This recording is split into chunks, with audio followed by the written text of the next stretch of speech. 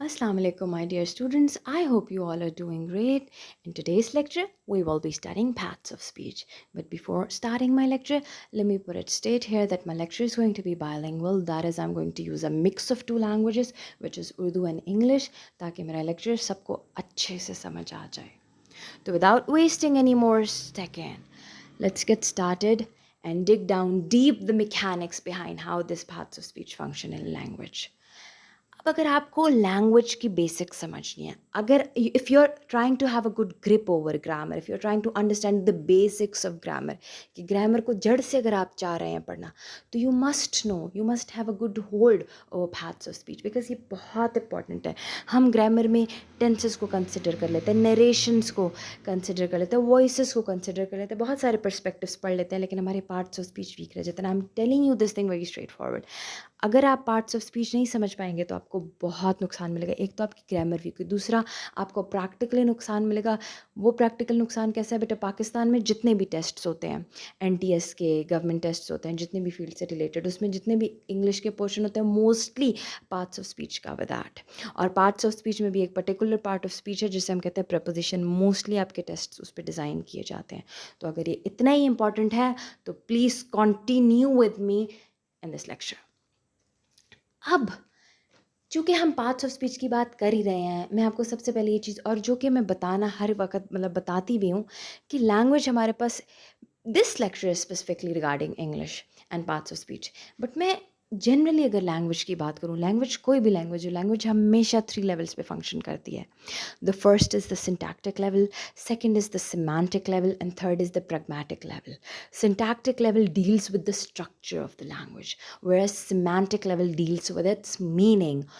और जो pragmatic level है, that deals with the functionality of the language. It deals with the pragmatics, practicality of a language. और अगर हम जो ये पार्ट्स ऑफ स्पीच की बात कर रहे हैं, ये थर्ड कैटेगरी में आता है. सी, हम स्ट्रक्चर के एतबार से सेंटेंसेस बनाते हैं, बातें बनाते हैं, अटरेंसेस जिसे हम कहते हैं, बातें, वो हम स्ट्रक्चर के एतबार से पहले बनाते हैं, स्ट्रक्चर को रूल्स के मुताबिक इस्तेमाल करते हैं, ठीक है. उसके बाद हम देखते हैं कि उसका मीनिंग ठीक है कि नहीं, उसका मतलब सही पड़ता है कि नहीं. That is the semantic level. तो मीनिंग के एतबार से भी हम उसको ठीक बनाते हैं. देन वी गो फॉर कि वो फंक्शन तो सही कर रहे हैं कि नहीं, किस सिचुएशन में कैसे. जो हम जितने भी हम सिनेरियोज़ में बातें करते हैं, हमारे अटरेंसेस होते हैं, या जो हम ये डिफरेंट सिचुएशंस के हिसाब से, कहीं पे हम क्या बोलेंगे, कहीं पे हम क्या बोलेंगे, कहीं पे हम कैसे बोलेंगे. किसी को अच्छा कहना है तो हम उसकी तारीफ़ करेंगे, किसी को बुरा कहना है तो हम कुछ ऐसे एडजेक्टिव या ऐसे वर्ड्स यूज़ करेंगे जिससे कि उसकी बदतारीफ़ी हो. किसी के साथ सिंपथाइज होना है तो सिंपथेटिक वर्ड्स, एम्पैथी क्रिएट करनी है तो एम्पैथेटिक वर्ड्स. कहने से मुराद ये कि जो लैंग्वेज को हम एक्सप्लॉइट करते हैं सिचुएशन के हिसाब से, जो लैंग्वेज स्ट्रक्चर्स को हम यूज़ और एक्सप्लॉइट करते हैं अकॉर्डिंग टू द सिचुएशन, इसको कहते हैं फंक्शनैलिटी ऑफ अ लैंग्वेज. तो जब हम लैंग्वेज की फंक्शनैलिटी की बात कर रहे हैं, लैंग्वेज की प्रैक्टिकलिटी की बात कर रहे हैं, लैंग्वेज को यूज़ कैसे किया जा रहा है फंक्शन के एतबार से, तब हमारे पास parts of speech comes in handy. वहाँ पे हमारा काम पार्ट्स ऑफ स्पीच से पड़ जाता है. अब बगैर आपको ज़्यादा कंफ्यूज किए मैं आपको इसकी डेफिनेशन जो यहाँ पे लिखी हुई है, it deals with how the word या how a word would function in its meaning, या वर्ड का मीनिंग के एतबार से. ज़ाहिर है हमें मीनिंग का पता चल गया, हमें स्ट्रक्चर का, बट जो मीनिंग हमें मिल रहा है उसका फंक्शन क्या है एक लैंग्वेज में, वहाँ पे हम पार्ट्स ऑफ स्पीच की बात कर रहे हैं. यहाँ पे ये डेफिनेशन आप छोटी सी पढ़ लें. इसके बाद हम कहते हैं कि कितने टोटल 8 पार्ट्स ऑफ स्पीच हैं, जिसमें बस नाउन आ जाता है. We have pronoun, we have adjective, we have verb, adverb, preposition, conjunction and interjection. सबसे पहले हम आ जाते हैं नाउन के ऊपर. हमने बचपन से पढ़ा है noun is a naming word. बचपन से हम पढ़ते रहे naming words are called noun. जितने भी दुनिया में नाम है, जितनी चीज़ों के भी नाम है, जितना कुछ इमेजिन किया जा सकता है, खाली दुनिया तो एक छोटा सा बॉल है, छोटा सा. Throughout the universe, even outside the universe, God knows जितने भी नाम होंगे सब नाउन की कैटेगरी में आएंगे. तो अगर कैटेगरी इतनी ब्रॉड है, इतनी डाइवर्स है, तो जाहिर है उसमें बहुत सारी टाइप्स, उसमें बहुत सारी सब टाइप्स या बहुत ज़्यादा कैटेगराइजेशंस मौजूद होंगी. वो हैं तो बहुत सारी, जिसमें से कुछ जिसके साथ हमारा काम है, जो आपसे रिलेट करती हैं वो मैंने यहाँ पे मेंशन किया। उसमें सबसे पहले हमारे पास कॉमन नाउन आ जाता है। बेटा कॉमन और प्रॉपर नाउन को आप बड़ा क्लियर रखें अपने जहन में। कॉमन नाउन जब हम चीज़ों की इन जनरल बात करते हैं, हम जब किसी चीज़ को इन जनरल किसी चीज़ का जिक्र कर, लेट्स सपोज मैं गर्ल की बात कर रही हूँ, गर्ल्स की बात कर रही हूँ, तो girls are common general, same goes for the boy और the boys, they are common general. तो ये ऐसे नेम्स होते हैं जो किसी चीज़ को भी कॉमन में हर किसी को दिए जा सकते हैं। मतलब मैं गर्ल है तो 10 लड़कियां भी हैं तो सबको मैं गर्ल गर्ल गर्ल कह सकती हूँ, 10 लड़कियां तो सबको भी बॉय बॉय बॉय कह सकती हूँ, 10 मुल्क हैं तो सबको भी मुल्क मुल्क मुल्क मुल्क कह सकती हूँ। Same goes for the city and etcetera etcetera etcetera. अगर मैं प्रॉपर नाउन की बात करूँ तो ये पर्टिकुलर नेम होता है, ये मैं हर किसी को नहीं दे सकती, मैं इसको कॉमनाइज नहीं कर सकती, मैं इसको जनरलाइज नहीं कर सकती, मुझे इसे स्पेसिफाई करना होता है। तो जब आप किसी नाम को स्पेसिफिक करते हो, किसी चीज़ को स्पेसिफाई करके नेम करते हो, तो उस नेमिंग वर्ड को जिसको आप स्पेसिफाई कर रहे हो, जिसको आप स्पेसिफिक कर रहे हो, उसको हम प्रॉपर नाउन कंसिडर करते हैं।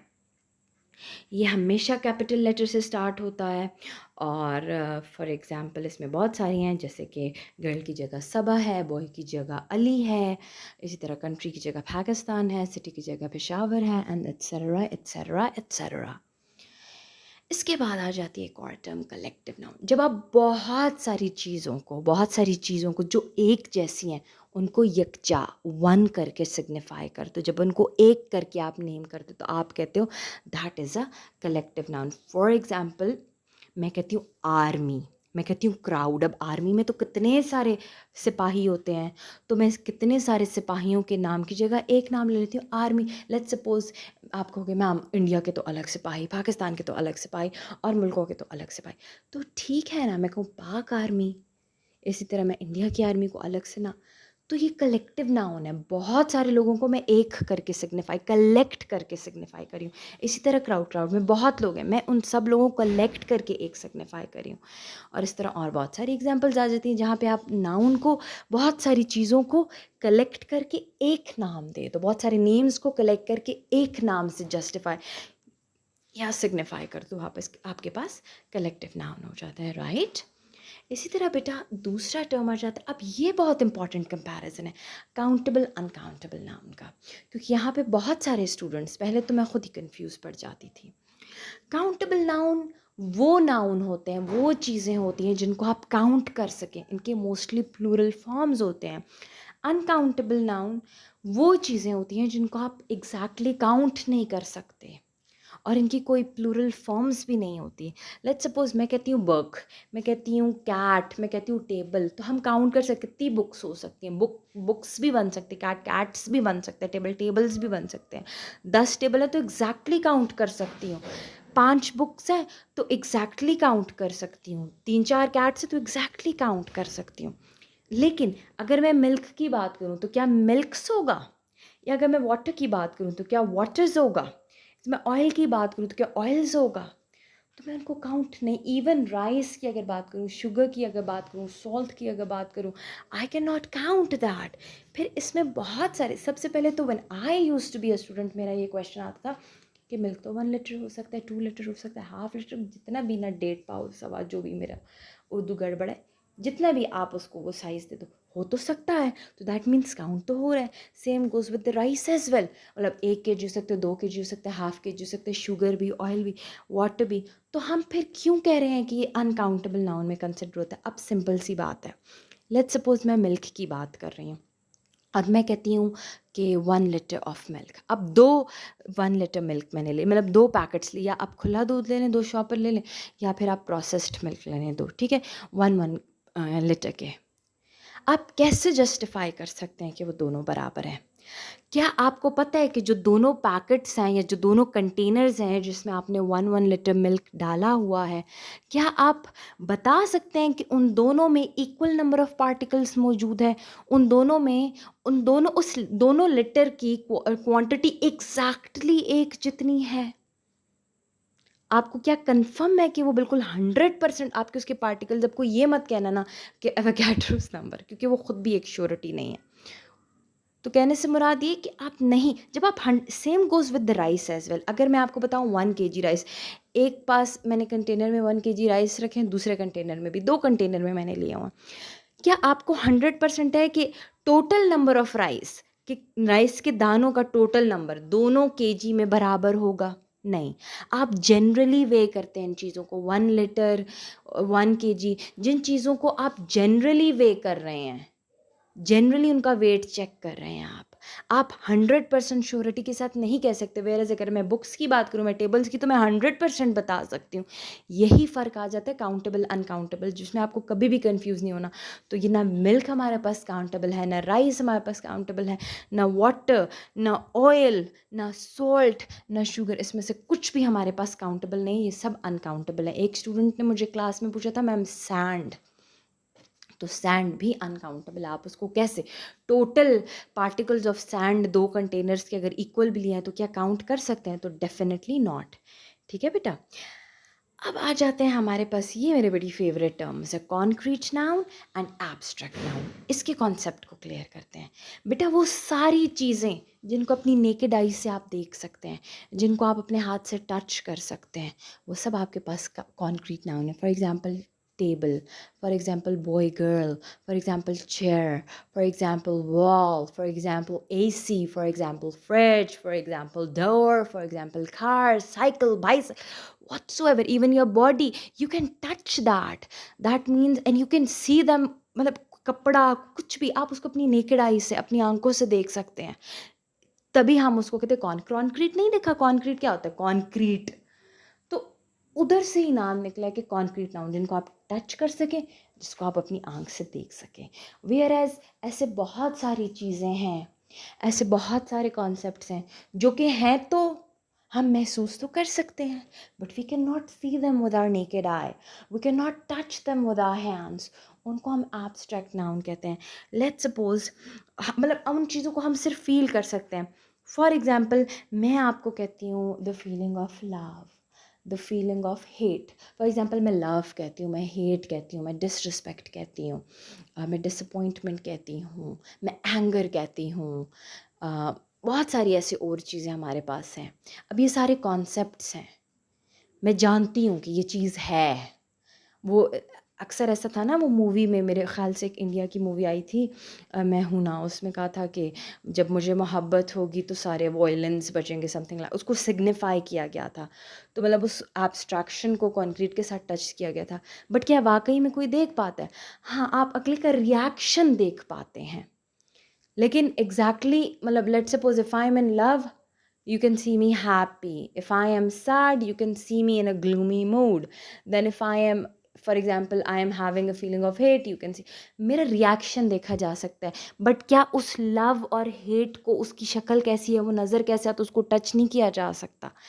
इसी तरह आ जाए तो बहुत सारे इस तरह कॉन्सेप्ट्स आ जाते हैं। यहाँ पे मैंने बहुत सारी एग्जाम्पल्स लिखी हुई हैं, इसमें क्वालिटीज़ आ सकती हैं, इसमें एक्शन, आइडिया, फीलिंग, इमोशन, सारा कुछ कुछ आ जाता है। आप चेक कर लें उसमें कि ये चीज़ें फील की जा सकती हैं। डेफिनेटली ये कॉन्सेप्ट मौजूद है, but you can not see them, you can not touch them. That is why they come under the category of an abstract noun. इस तरह आ जाता है compound noun, that is also very important. कभी कभी हम देखते हैं हमारे पास 2-3 चीज़ों के नाम जुड़ कर लिखे होते हैं, उसको हम कंपाउंड नाउन कहते हैं। यहाँ पे इसकी डेफिनेशन ही डायरेक्टली पढ़ लेते हैं हम। These nouns contain 2 or more words which join together to make a single noun। तो ये हमारे पास कंपाउंड नाउन। अब इसकी एग्जांपल में, फॉर एग्जांपल की प्लस बोर्ड है इज इक्वल्स टू कीबोर्ड। देखो, 2 अलग अलग नाम है, 2 अलग अलग चीज़ें हैं। इन दोनों के, की अलग चीज़ है, चाबी है एक, बोर्ड अलग चीज़ है, बोर्ड। इन दोनों को जोड़ के एक न्यू लफ्ज़ बनाया गया, एक न्यू चीज़ बनाई गई, कीबोर्ड, जो आपके कंप्यूटर के साथ या आपके उसमें लैपटॉप में मौजूद है, तो कीबोर्ड, राइट। इसी तरह अब डिफरेंट फॉर्म्स हैं इसके। एक होता है क्लोज्ड फॉर्म, एक होता है ओपन फॉर्म, एक होता है हाइफनेटेड फॉर्म। क्लोज्ड फॉर्म वो वाले कंपाउंड नाउन्स होते हैं जो दोनों जुड़कर इकट्ठे होकर एक लफ्ज़ बने होते हैं। For example, sun plus rise is equals to sunrise. इसी तरह ओपन फॉर्म्स ये होती हैं कि वो 2 लफ्ज़ जुड़े तो होते हैं, प्लस तो हुए होते हैं, लेकिन वो स्पेस के साथ अलग अलग लिखे जा रहे होते हैं, जबकि कंसिडर उनको एक ही किया जा रहा होता है। फॉर एग्जांपल, पोस्ट ऑफिस, दो अलग अलग वर्ड हैं, लेकिन यहाँ पे जुड़कर एक चीज़ सिग्निफाई करें, जबकि बीच में स्पेस भी मौजूद है, लेकिन पोस्ट ऑफिस एक जगह का नाम है। इसी तरह मिडिल क्लास एक क्लास का नाम है। समझ आ गई? तो है तो कंपाउंड नाउन, लेकिन ओपन क्लास है, ओपन फॉर्म है। इसी तरह हाइफनेटेड फॉर्म्स हमारे पास आ जाती हैं, जो कि ये बीच में डैश होता है ना बेटा, इसको डैश नहीं कहते, इसको हाइफन कहते हैं। तो हाइफनेटेड फॉर्म्स की अगर हम बात करें तो लेट्स सपोज मैं कहती हूँ सिक्स पैक्स। अक्सर लोग जिम जाते हैं, सिक्स पैक्स बना रहे होते हैं। और इसी तरह हमारे पास आ जाता है 5 years old, इसमें हमारे पास है son in law, daughter in law, father in law. अब ये डिफरेंट डिफरेंट वर्ड्स हैं जिनको जोड़ के with the help of hyphen तो आप उसको एक कंसिडर कर रहे हैं। ठीक है, तो इसके लिए और इसके अंदर हाइफन, तो ये हाइफनेटेड फॉर्म्स, ये कुछ एग्जाम्पल हैं। इसके अलावा और बहुत सारी हैं, you can search them on Google any time. इसके बाद आ जाता है हमारे पास दूसरी कैट, मेरे ख्याल से अभी तक इतना जो है वो इनफ है आपके लिए नाउन के एतबार से। नेक्स्ट हमारे पास दूसरी कैटेगरी आ जाती है जिसको हम कहते हैं द प्रोनाउन। अब सिंपल सी बात यहाँ पे ये आ जाती है कि हम हमेशा नाउन तो नहीं बोल सकते। For example, Ali is my best friend, Ali is a very good man, Ali makes या मेक फन ऑफ, कोई भी अभी मेरे जहन में नहीं आ रहा, मतलब बहुत सारे से। Ali has a good choice and has a good dress sense, may be Ali do this, Ali do that, Ali फलाना, अली धमाका, अली अली। मज़ा नहीं आ रहा ना, ऐसे नहीं होता। अब जब आप बार बार नाउन को नहीं, repetition is not always acceptable. जब आप बार बार रिपीटिशन की तरफ नहीं जा सकते तो आप एक बार या दो बार नेम ले लेते हैं, नाउन ले लेते हैं, लेकिन उसके बाद नाउन की रिप्लेसमेंट में जो लैंग्वेज एलिमेंट या जो लिंग्विस्टिक यूनिट इस्तेमाल होता है उसको हम प्रोनाउन करते हैं। फॉर एग्जांपल, अली है तो अगर एक बार अली कह दिया तो ही, उसके बाद उसको जितनी बार भी मैं सिग्निफाई करूँगी तो मैं ही के साथ उसको सिग्निफाई करूँगी। ठीक है, तो basically it is a part of speech which functions as a replacement of noun और a noun phrase। ज़रूरी नहीं है कि खाली noun और noun phrase भी, और phrase मैंने आप लोगों को पढ़ाया हुआ, सही है। अब ये बड़ा इम्पॉर्टेंट है, प्रोनाउन में भी ना बहुत सारे टाइप्स आ जाते हैं, काइंड्स आ जाते हैं। फॉर एग्जांपल, सबसे पहले हमारे पास आ जाता है पर्सनल प्रोनाउन। तो अब पर्सनल प्रोनाउन हमारे पास क्या चीज़ है, इस तरह। अब देखो मैं आप लोगों को टाइप्स एग्जैक्टली बताती हूँ। एक हमारे पास पर्सनल प्रोनाउन आ जाता है जिसके अंदर हमारे पास फिर फर्दर सब टाइप में सब्जेक्टिव पर्सनल प्रोनाउन आ रहा है और ऑब्जेक्टिव पर्सनल प्रोनाउन आ रहा है।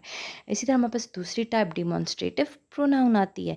तीसरी टाइप इंटेरोगेटिव या इंट्रोगेटिव, जो भी आप बोलना चाहें, वो वाली प्रोनाउन आ रही है। चौथी हमारे पास रिलेटिव प्रोनाउन आ रही है। फिफ्थी हमारे पास डिस्ट्रीब्यूटिव प्रोनाउन आ रही है। सिक्स्थ हमारे पास पोजेसिव प्रोनाउन आ रही है। आपको इन सब की नॉलेज होना बहुत ज़्यादा ज़रूरी है। अब अगर हम सबसे पहले की बात करें जो पर्सनल प्रोनाउन है, तो they are such pronouns which refer to a person, group और थिंग। पर्सनल प्रोनाउन वो प्रोनाउन होते हैं जो कि एक पर्सन को रेफ़र करते हैं, ग्रुप को, एक चीज़ को। फॉर एग्जांपल, मैं कहती हूँ आई, तो मैं आई पर्सनल प्रोनाउन है क्यों, मुझे रेफ़र कर रहा है। मैं कहती हूँ मी, मैं कहती हूँ माइन, मैं कहती हूँ अस, मैं कहती हूँ वी, इवन यू। मैं पर्सन को सिग्निफाई कर रही हूँ, आपको सिग्निफाई कर रही हूँ, मैं रेफ़र कर रही हूँ। और इसी तरह बहुत सारे, तो इसीलिए हम इसको पर्सनल प्रोनाउन कहते हैं। इसमें दो कैटेगरीज आ जाती हैं। अब बेटा कंफ्यूज नहीं होना, देखो प्रोनाउंस हमारे पास लिमिटेड और कैटेगरीज बहुत हैं। तो मैंने आपको कहा कि हम पार्ट्स ऑफ स्पीच को पढ़ ही फंक्शन के एतबार से रहे हैं।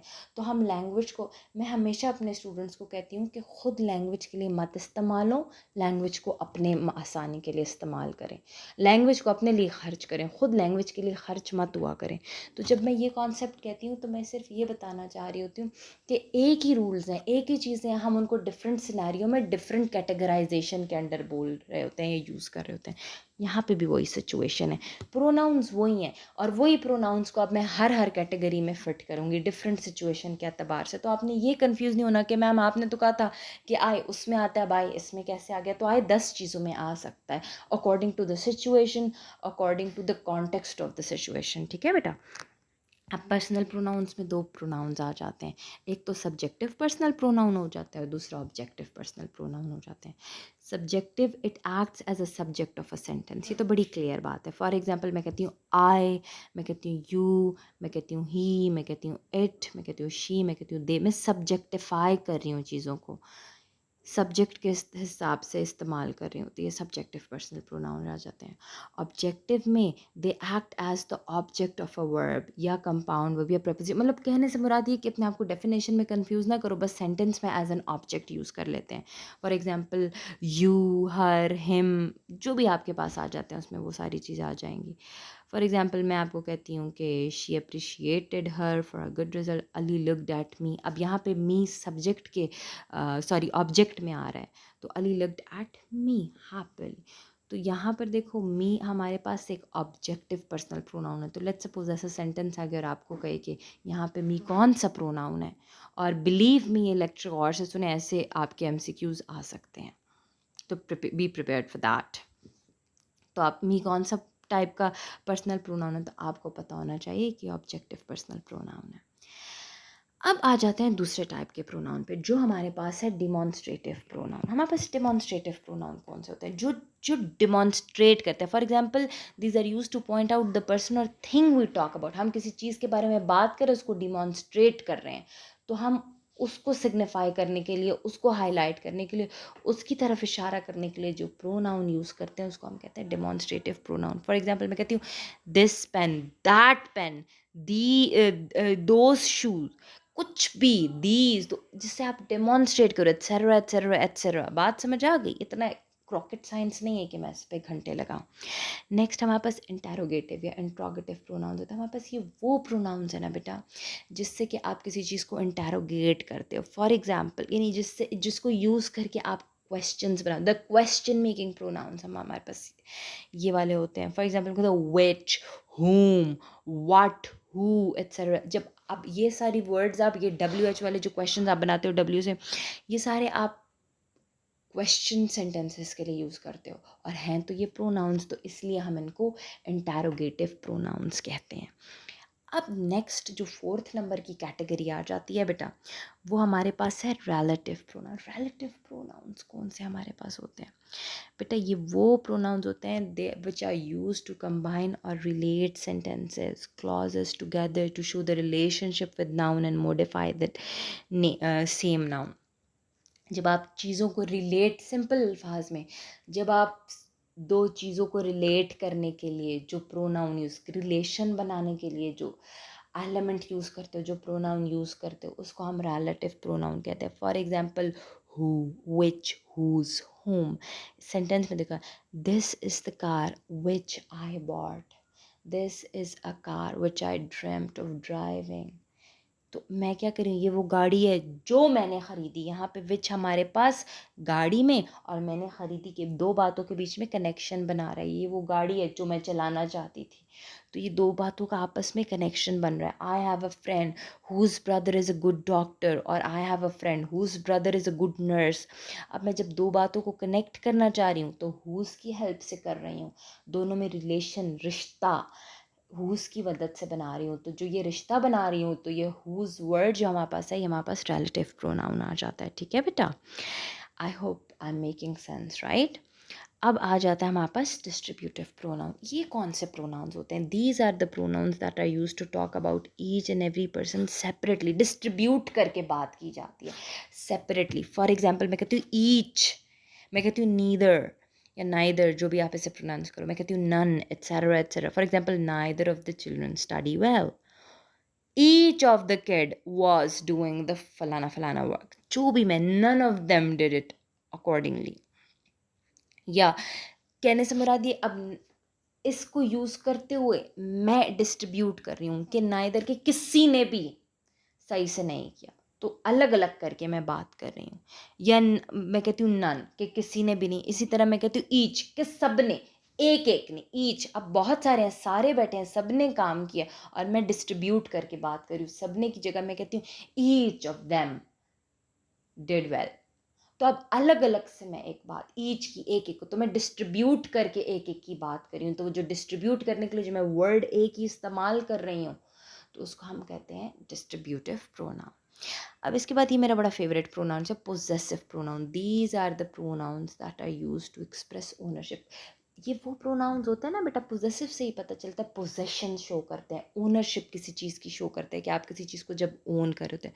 फॉर एग्जाम्पल मैं कहती हूँ इट इज़ माइन, ये मेरी है, या मैं कहूँ इट इज़ हर्स, या मैं आपको कहूँ इट इज़ देयर्स, या आर्स, या योर्स, या हिज, या हर, कुछ भी, या कभी हम कहते हैं हिज हर, कभी हम कहते हैं हर्स, या कभी हम जिस पे हम ओनरशिप शो कर रहे होते हैं, जिसमें हम चीज़ को ओन कर रहे होते हैं कि ये मेरी है, ये तेरी है, थिंग्स लाइक दैट, ये उसकी है।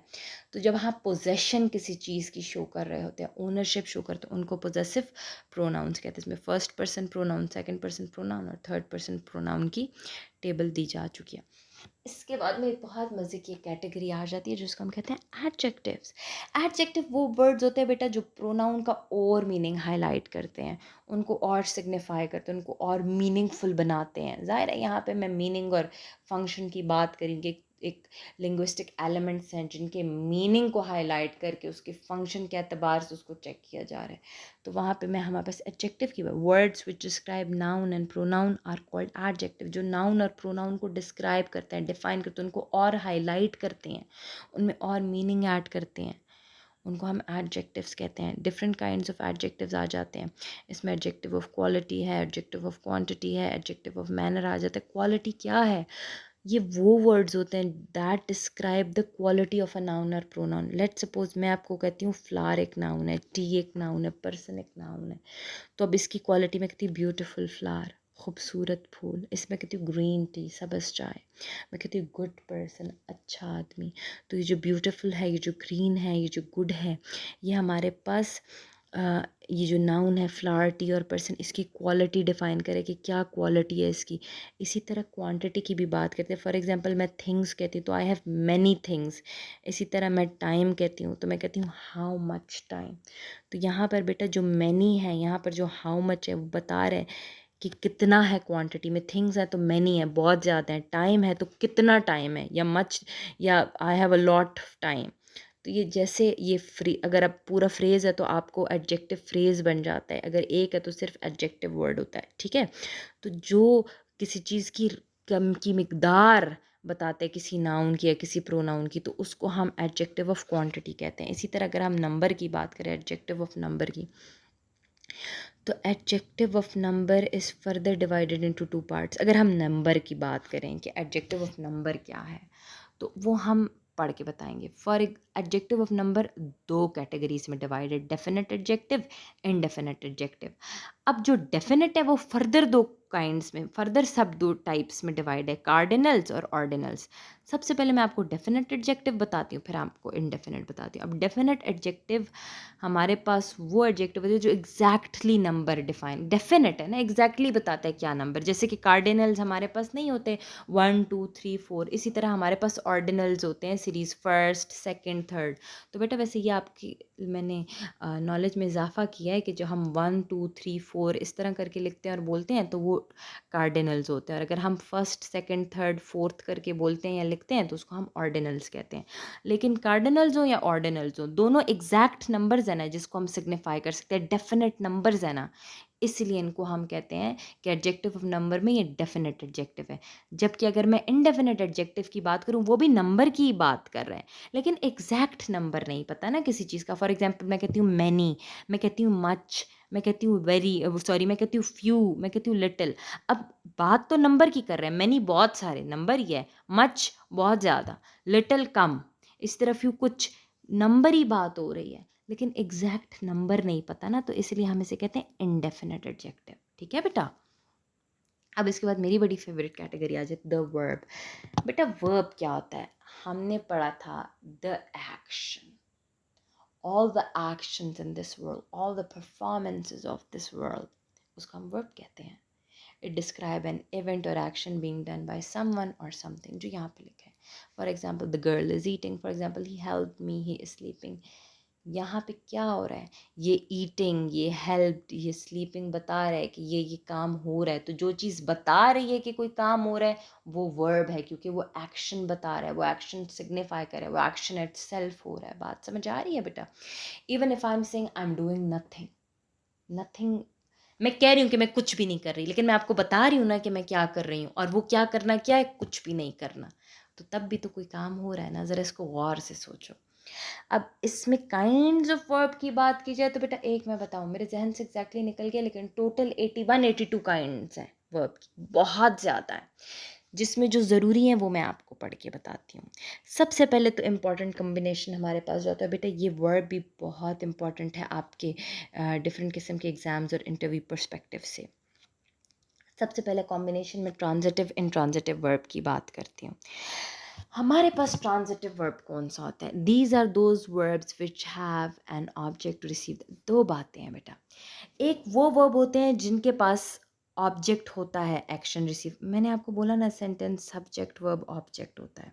सब्जेक्ट जो काम कर रहा है, ऑब्जेक्ट जिस पे काम हो रहा है, और वर्ब जो काम होता है। तो जब वर्ब हो रहा है तो वो किसके ऊपर हो रहा है? ऑब्जेक्ट के ऊपर हो रहा है ना। Let suppose he rides the bicycle, he subject है, राइड्स यहाँ पे वर्ब है, और द बाईसाइकिल हमारे पास ऑब्जेक्ट है। अब ही काम कर रहा है, बाईसाइकिल पे काम हो रहा है, राइड्स खुद एक काम है। तो जो राइड हो रही है वो क्या चीज़ राइड हो रही है? बाईसाइकिल राइड हो रही है। तो कहने से मुराद ये कि बाईसाइकिल वर्ब को रिसीव कर रही है, बाईसाइकिल ऑब्जेक्ट है, वो वर्ब को रिसीव करे। तो ऑलवेज रिमेंबर, वो सेंटेंसेस जिसमें ऑब्जेक्ट मौजूद है जो कि वर्ब को रिसीव कर रहा है, तो उस सेंटेंसेस के अंदर जो वर्ब्स यूज़ हुए होंगे उनको हम ट्रांजिटिव वर्ब करते हैं। देखो ना, ट्रांजिट, एक जगह से दूसरी जगह जाना, ट्रांजिट करना। यहाँ से ही आप अपने जहन में एक एग्जांपल डाल दें। तो ही राइड्स द बाईसाइकिल, तो यहाँ पे राइड्स हमारे पास ट्रांजिटिव वर्ब है, क्योंकि मीनिंग हमारे पास तभी क्लियर है। ही किक्ड द बॉल, यहाँ पे हमारे पास जो किक्ड है वो ट्रांजिटिव वर्ब है, क्योंकि उसको मीनिंग पूरा करने के लिए ऑब्जेक्ट की ज़रूरत है। मैं अगर खाली कहूँ ही किक्ड या ही किक्ड, तो क्या कंफर्म होगा कि आप कहोगे किस चीज़ को लात मारी? क्या क्या चीज़ लात? मीनिंग पूरा नहीं है। तो इस वर्ब को मीनिंग पूरा करने के लिए ऑब्जेक्ट की ज़रूरत है। ऐसे वर्ब्स जिन्हें अपना मीनिंग पूरा करने के लिए ऑब्जेक्ट की ज़रूरत पड़ जाती है, वो ट्रांजिटिव वर्ब कहलाते हैं। ठीक है। इसी तरह वो वर्ब्स जिनको अपना मतलब पूरा करने के लिए ऑब्जेक्ट की ज़रूरत दरकार नहीं होती, those verbs are called intransitive verb. They don't need the transit, they are complete in itself. For example, मैं कहती हूँ ही लाफ्ड, तो मैं ये तो नहीं कहूँगी ना, वो अलग बात है कि वो क्यों हंसा, वो नेक्स्ट कहानी है। सिंपल ही लाफ्ड तो मुझे समझ आ जाएगी कि वो हंसा। अब इधर लाफ्ड को अपना मतलब पूरा करने के लिए ऑब्जेक्ट की ज़रूरत नहीं है, तो मैं कहती हूँ शी रोट, उसने लिखा। क्या लिखा, कैसे लिखा, क्यों लिखा, ये अलग कहानी है, बस उसने लिखा, ये बात तो मुकम्मल है। इसी तरह ही प्लेड, उसने खेला, तो बात तो मुकम्मल है। तो ऐसे वर्ब्स जिसको अपनी बात मुकम्मल करने के लिए ऑब्जेक्ट की ज़रूरत नहीं पड़े, उनको हम इंट्रांजिटिव वर्ब कहते हैं। अब इसके बाद एक और बड़े मज़े का वर्ब आ जाता है जिसको हम कहते हैं ऑक्सिलरी वर्ब्स, और इसमें हम बहुत ज़्यादा कंफ्यूज होते हैं। उसको मैं बड़ा सिंप्लीफाई करके यहाँ पे पेश करती हूँ।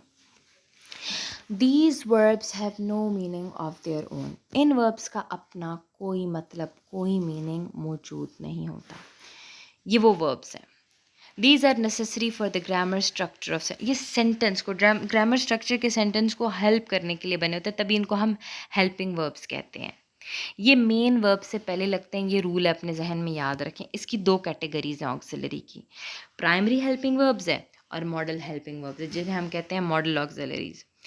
प्राइमरी हेल्पिंग वर्ब वो वर्ब हैं which are use as helping verbs with the main verb. Simple बात है, जो मेन वर्ब से पहले हेल्पिंग वर्ब लगता है ना, जो मैंने टेंसेज में आप लोगों को पढ़ाया था, उसको हम प्राइमरी हेल्पिंग वर्ब्स कहते हैं। For example, is, are, am, was, were, do, does, did, have, has, had, ये जितने भी हेल्पिंग वर्ब्स हमने टेंसेज में पढ़े हैं बच्चा, ये सारे प्राइमरी हेल्पिंग वर्ब्स हैं। इसी तरह अगर मैं आपको कहूँ जो मॉडल हेल्पिंग वर्ब्स हैं, ये वो हेल्पिंग वर्ब्स होते हैं, ये ज़रा थोड़े एडवांस क्वालिटी के होते हैं बेटा। ये वो हेल्पिंग वर्ब्स होते हैं which add meaning to the main verb. ये मेन वर्ब की हेल्प तो कर रहे हैं, बट मेयर हेल्प ही नहीं, खाली हेल्प ही नहीं, बल्कि ये उसके मीनिंग में भी ज़्यादा इजाफा कर रहे हैं बाय एक्सप्रेसिंग पॉसिबिलिटी। ये वर्ब की पॉसिबिलिटी बताते हैं, ये वर्ब की एबिलिटी बताते हैं, ये वर्ब की परमिशन या ऑब्लिगेशन बताते हैं। फॉर एग्जाम्पल, मैं कहती हूँ I can do it, I could do it, दो बातें, मैं कर सकती हूँ। इसी तरह मैं कहती हूँ I may do it, I might do it, we will do it, we would do it, shall, should, must, ought. कोई कहता है सॉरी मैम, मैं कहती हूँ ought to be sorry. Let's suppose कि सॉरी, तो मैं कहती हूँ आपको सॉरी होना भी चाहिए था, मैं उस पर मैंडेटरी कर रही हूँ, ओब्लिगेट कर रही हूँ कि आपका काम था कि आप सॉरी हो जाओ। इसी तरह मैं कहती हूँ you should do it, you shall. फ़र्क आ रहा है ना बातों में। जब आप किसी चीज़ की पॉसिबिलिटी को, किसी वर्ब की पॉसिबिलिटी को एक्सप्रेस कर रहे हो, ज़्यादा जस्टिफाई बता रहे हो कि इसकी पॉसिबिलिटी क्या, इसकी एबिलिटी क्या, परमिशन बता रहे हो उसका, उस पे, तो उसको जो हेल्प करने के लिए वर्ब्स यूज़ हो रहे हैं, जो उसकी पॉसिबिलिटी को डिफ़ाइन करें, जो उसकी एबिलिटी को, परमिशन या ऑब्लिगेशन को डिफ़ाइन करें, जो उस चीज़ को डिफ़ाइन करें, सिग्निफाई करें, तो उनको बेटा हेल्पिंग वर्ब्स तो होते हैं, लेकिन वो मॉडल हेल्पिंग वर्ब्स होते हैं, राइट। इसके बाद बड़े एक और मज़े की कैटेगरी आ जाती है, ये बड़े मज़े की कैटेगरी है, इसमें भी हम अक्सर कंफ्यूज हो जाते हैं, जो हमारे पास रेगुलर वर्ब्स और इरेगुलर वर्ब्स की होती हैं। But always remember, regular verbs वो होते हैं जो कि जिनका जब फॉर्म चेंज होता है, जिनका जब टेंस चेंज होता है, तो वो अपना बेसिक स्ट्रक्चर नहीं खोते, अपना बेसिक पैटर्न, अपना बेसिक फॉर्म नहीं खोते। फॉर एग्जाम्पल मैं कहती हूँ फेड तो फेडेड, मैं कहती हूँ प्ले तो प्लेड, मैं कहती हूँ जॉइन तो जॉइंड। अब जब ये प्रेजेंट से पास्ट में ये वर्ड्स कन्वर्ट हो रहे हैं, तो इन पे महज डी या ईडी इस्तेमाल किया जा रहा है, जबकि मेन वर्ड नहीं चेंज हो रहा, मेन वर्ड का फॉर्म नहीं चेंज हो रहा। ऐसे वर्ब्स को बेटा हम कहते हैं रेगुलर वर्ब्स, जो अपने रेगुलर फॉर्म में रह जाते हैं। लेकिन कुछ ऐसे वर्ब्स होते हैं ना बेटा कि जिनका जब फॉर्म चेंज होता है सेकंड, थर्ड, फोर्थ में, या इस तरह फोर्थ में तो नहीं खैर, लेकिन सेकंड और थर्ड में जब आप उसको पास्ट या पास्ट पार्टिसिपल की तरफ ले जाओ, तो उनका पूरा basic pattern, basic form, basic लफ्ज़ का स्ट्रक्चर ही बदल जाता है। लेट सपोज मैं आपको कहती हूँ गो, तो गो के बाद वेंट तो गॉन, स्ट्रक्चर चेंज हो गया ना। ईट तो ईट से एट बना लिया, एट से ईटन बना लिया। टेंस चेंज होते, फॉर्म चेंज होते, वर्ड का स्ट्रक्चर भी बदल जाए, रेगुलर की जगह इरेगुलर हो गया स्ट्रक्चर। नाम से देखो ना, निशानी से याद रखो, तो ऐसे वर्ब्स को हम इरेगुलर वर्ब्स कहते हैं। और इसके साथ बस हमारे यही बेटा वर्ब बड़ा इंपॉर्टेंट, और यही वाले अगर आप इन टाइप्स को समझ लें, आपके इटर्नल लाइफ के टेस्ट्स में जो पाकिस्तान में कंडक्ट होंगी, जिसमें आपका एग्ज़ाम होगा, आपको बेसिक ग्रामर जहाँ पे यूज़ करना होगा, यही उसके लिए इनफ है आपके, और यही यूज़ होता है। खोल दें फर्स्ट सेकंड ईयर की बुक्स, 9 10 की बुक, जितना भी पढ़ा खोल दें, उसमें यही टाइप के वर्ब्स इस्तेमाल किए गए, ये टाइप्स के वर्ब इस्तेमाल किए गए हैं। अब आ जाते हैं बेटा, एक और बहुत मज़े की बातें आ जाती हैं, पार्टिसिपल्स की बात आ जाती है कि पार्टिसिपल्स हमारे पास क्या हैं। दो किस्म के पार्टिसिपल्स होते हैं हमारे पास। ये मैंने आपको बोला है, प्रेजेंट पार्टिसिपल होता है, पास्ट पार्टिसिपल होती है। वर्ब की मैं आपको मतलब मैं वर्ब की फॉर्म बताया, फर्स्ट सेकंड थर्ड फोर्थ, ये मैं आपको समझा चुकी हूँ। First is the present form, second is the past, third हमारे पास ये पास्ट पार्टिसिपल होती है, फोर्थ हमारे पास प्रेजेंट पार्टिसिपल होती है। पास्ट वाली तो थर्ड फॉर्म होती है, जो कि and E D D T N E N N, for example rise and boiled, build, et cetera, ऐसे, मतलब जिसमें फॉर्म्स चेंज हो जाते हैं। और प्रेजेंट पार्टिसिपल क्या होती है, वर्ब की मेन फॉर्म वही रहती है, बस उसके साथ आईएनजी लग जाता है। ये fourth form of the verb होता है, जिसे पास्ट सॉरी प्रेजेंट पार्टिसिपल कहते हैं। ये कॉन्सेप्ट मैंने आप लोगों को बहुत बताया हुआ है। एक और दो बड़े इंपॉर्टेंट वर्ब्स हैं हमारे पास, जो कि आपको पता होना चाहिए। एक तो है द इन्फिनेटिव और दूसरा है जारंड। ये भी बड़ा इंपॉर्टेंट है। यही मतलब ये जो टाइप्स में बता रही हूँ ना, बस आपको यही की ज़रूरत है। हमारे पास इन्फिनेटिव वर्ब कौन से होते हैं, ये वो वर्ब्स होते हैं जो कि जिससे पहले टू आता है। For example to run, to sing, to dance, et cetera. तो जब वर्ब से पहले टू आ जाए, तो उस फ्रेज को हम इन्फिनेटिव कह देते हैं। तो इस छोटी सी कैटेगरी है, to run, I was doing it to run, I did it to sing, कुछ भी, टू डांस और anything, to eat, to walk, to talk. हम नहीं ये फ्रेज बोलते to do this, to do that. तो ये जो टू जिसके पहले आ जाता है, इनको हम इन्फिनेटिव कहते हैं। इसकी ज़्यादा इतनी एक्सप्लेनेशन नहीं, सिंपल सी एक छोटी सी बात है। जैरेंड बड़े मेरा फेवरेट जैरेंड है बेटा। जैरेंड वो वर्ब फॉर्म है जो एज अ नाउन एक्ट करता है एक सेंटेंस में। ये fourth form of the verbs होते हैं हमारे पास, है ना, जिस आईएनजी फॉर्म्स है कि फर्स्ट फॉर्म के साथ आईएनजी प्लस करो तो फोर्थ। फॉर एग्जांपल प्ले है, तो play plus I N G is equals to playing, fourth form of the verb है, जिसे प्रेजेंट पार्टिसिपल कहते हैं। अब प्लेइंग तो वर्ब है ना बेटा, मैं कहती हूँ ही इज प्लेइंग, वो खेल रहा है, वर्ब है ना। लेकिन मैं कहती हूँ playing is his favourite hobby, खेलना उसकी पसंदीदा हॉबी है। अब यहाँ पे मैं ये नहीं बता रही कि वो खेल रहा है, मैं तो यहाँ पे आपको बता रही हूँ कि खेलना उसकी पसंदीदा मशगला है, उसका शौक है खेलना। तो यहाँ पे खेलना नाउन की तरह का इस्तेमाल हो गया। तो एग्जैक्टली बेटा, जेरेंड वो वर्ब होते हैं जो कि एज अ नाउन एक्ट करते हैं एक सेंटेंस में, और स्टूडेंट हैक क्या है बेटा, ये वो आईएनजी वाले वर्ब्स होते हैं जो कि एज अ नाउन एक्ट करते हैं। For example, running is good for health, reading is my hobby. अब देखो यहाँ पे रनिंग, यहाँ पे रीडिंग, अगर गौर से एग्जाम्पल को पढ़ो तो क्या है यहाँ पे, ये एज अ नाउन एक्ट कर रहे हैं। ठीक है बेटा, तो बस यही वर्ब की टाइप्स हैं जो आपको पता होनी चाहिए। अब हमने वर्ब की बात, जब हमने नाउन की बात की थी और प्रोनाउन की बात की थी, तो फिर हमने एडजेक्टिव की भी बात की थी। इसी तरह जब हम वर्ब की बात करें तो कुछ तो वर्ब को भी डिफाइन करें ना ज़्यादा, कुछ तो वर्ब का भी मीनिंग मॉडिफाई करें ना, जो कि वर्ब को भी डिस्क्राइब करे। तो उसका जोड़ीदार, उसका बेस्ट फ्रेंड हमारे पास एडवर्ब आ जाता है। अब अगर हम एडवर्ब की बात करें तो it modifies verb, adjective and अब एडवर्ब बड़ी मज़े की चीज़ है। वो ज़रा कॉम्प्लिकेटेड फ्रेंड है, वो ज़रा वर्सेटाइल फ्रेंड है, वो नाउन के फ्रेंड एडजेक्टिव की तरह ऐसे बेसिक सा नहीं है, वो फुल पैकेज है।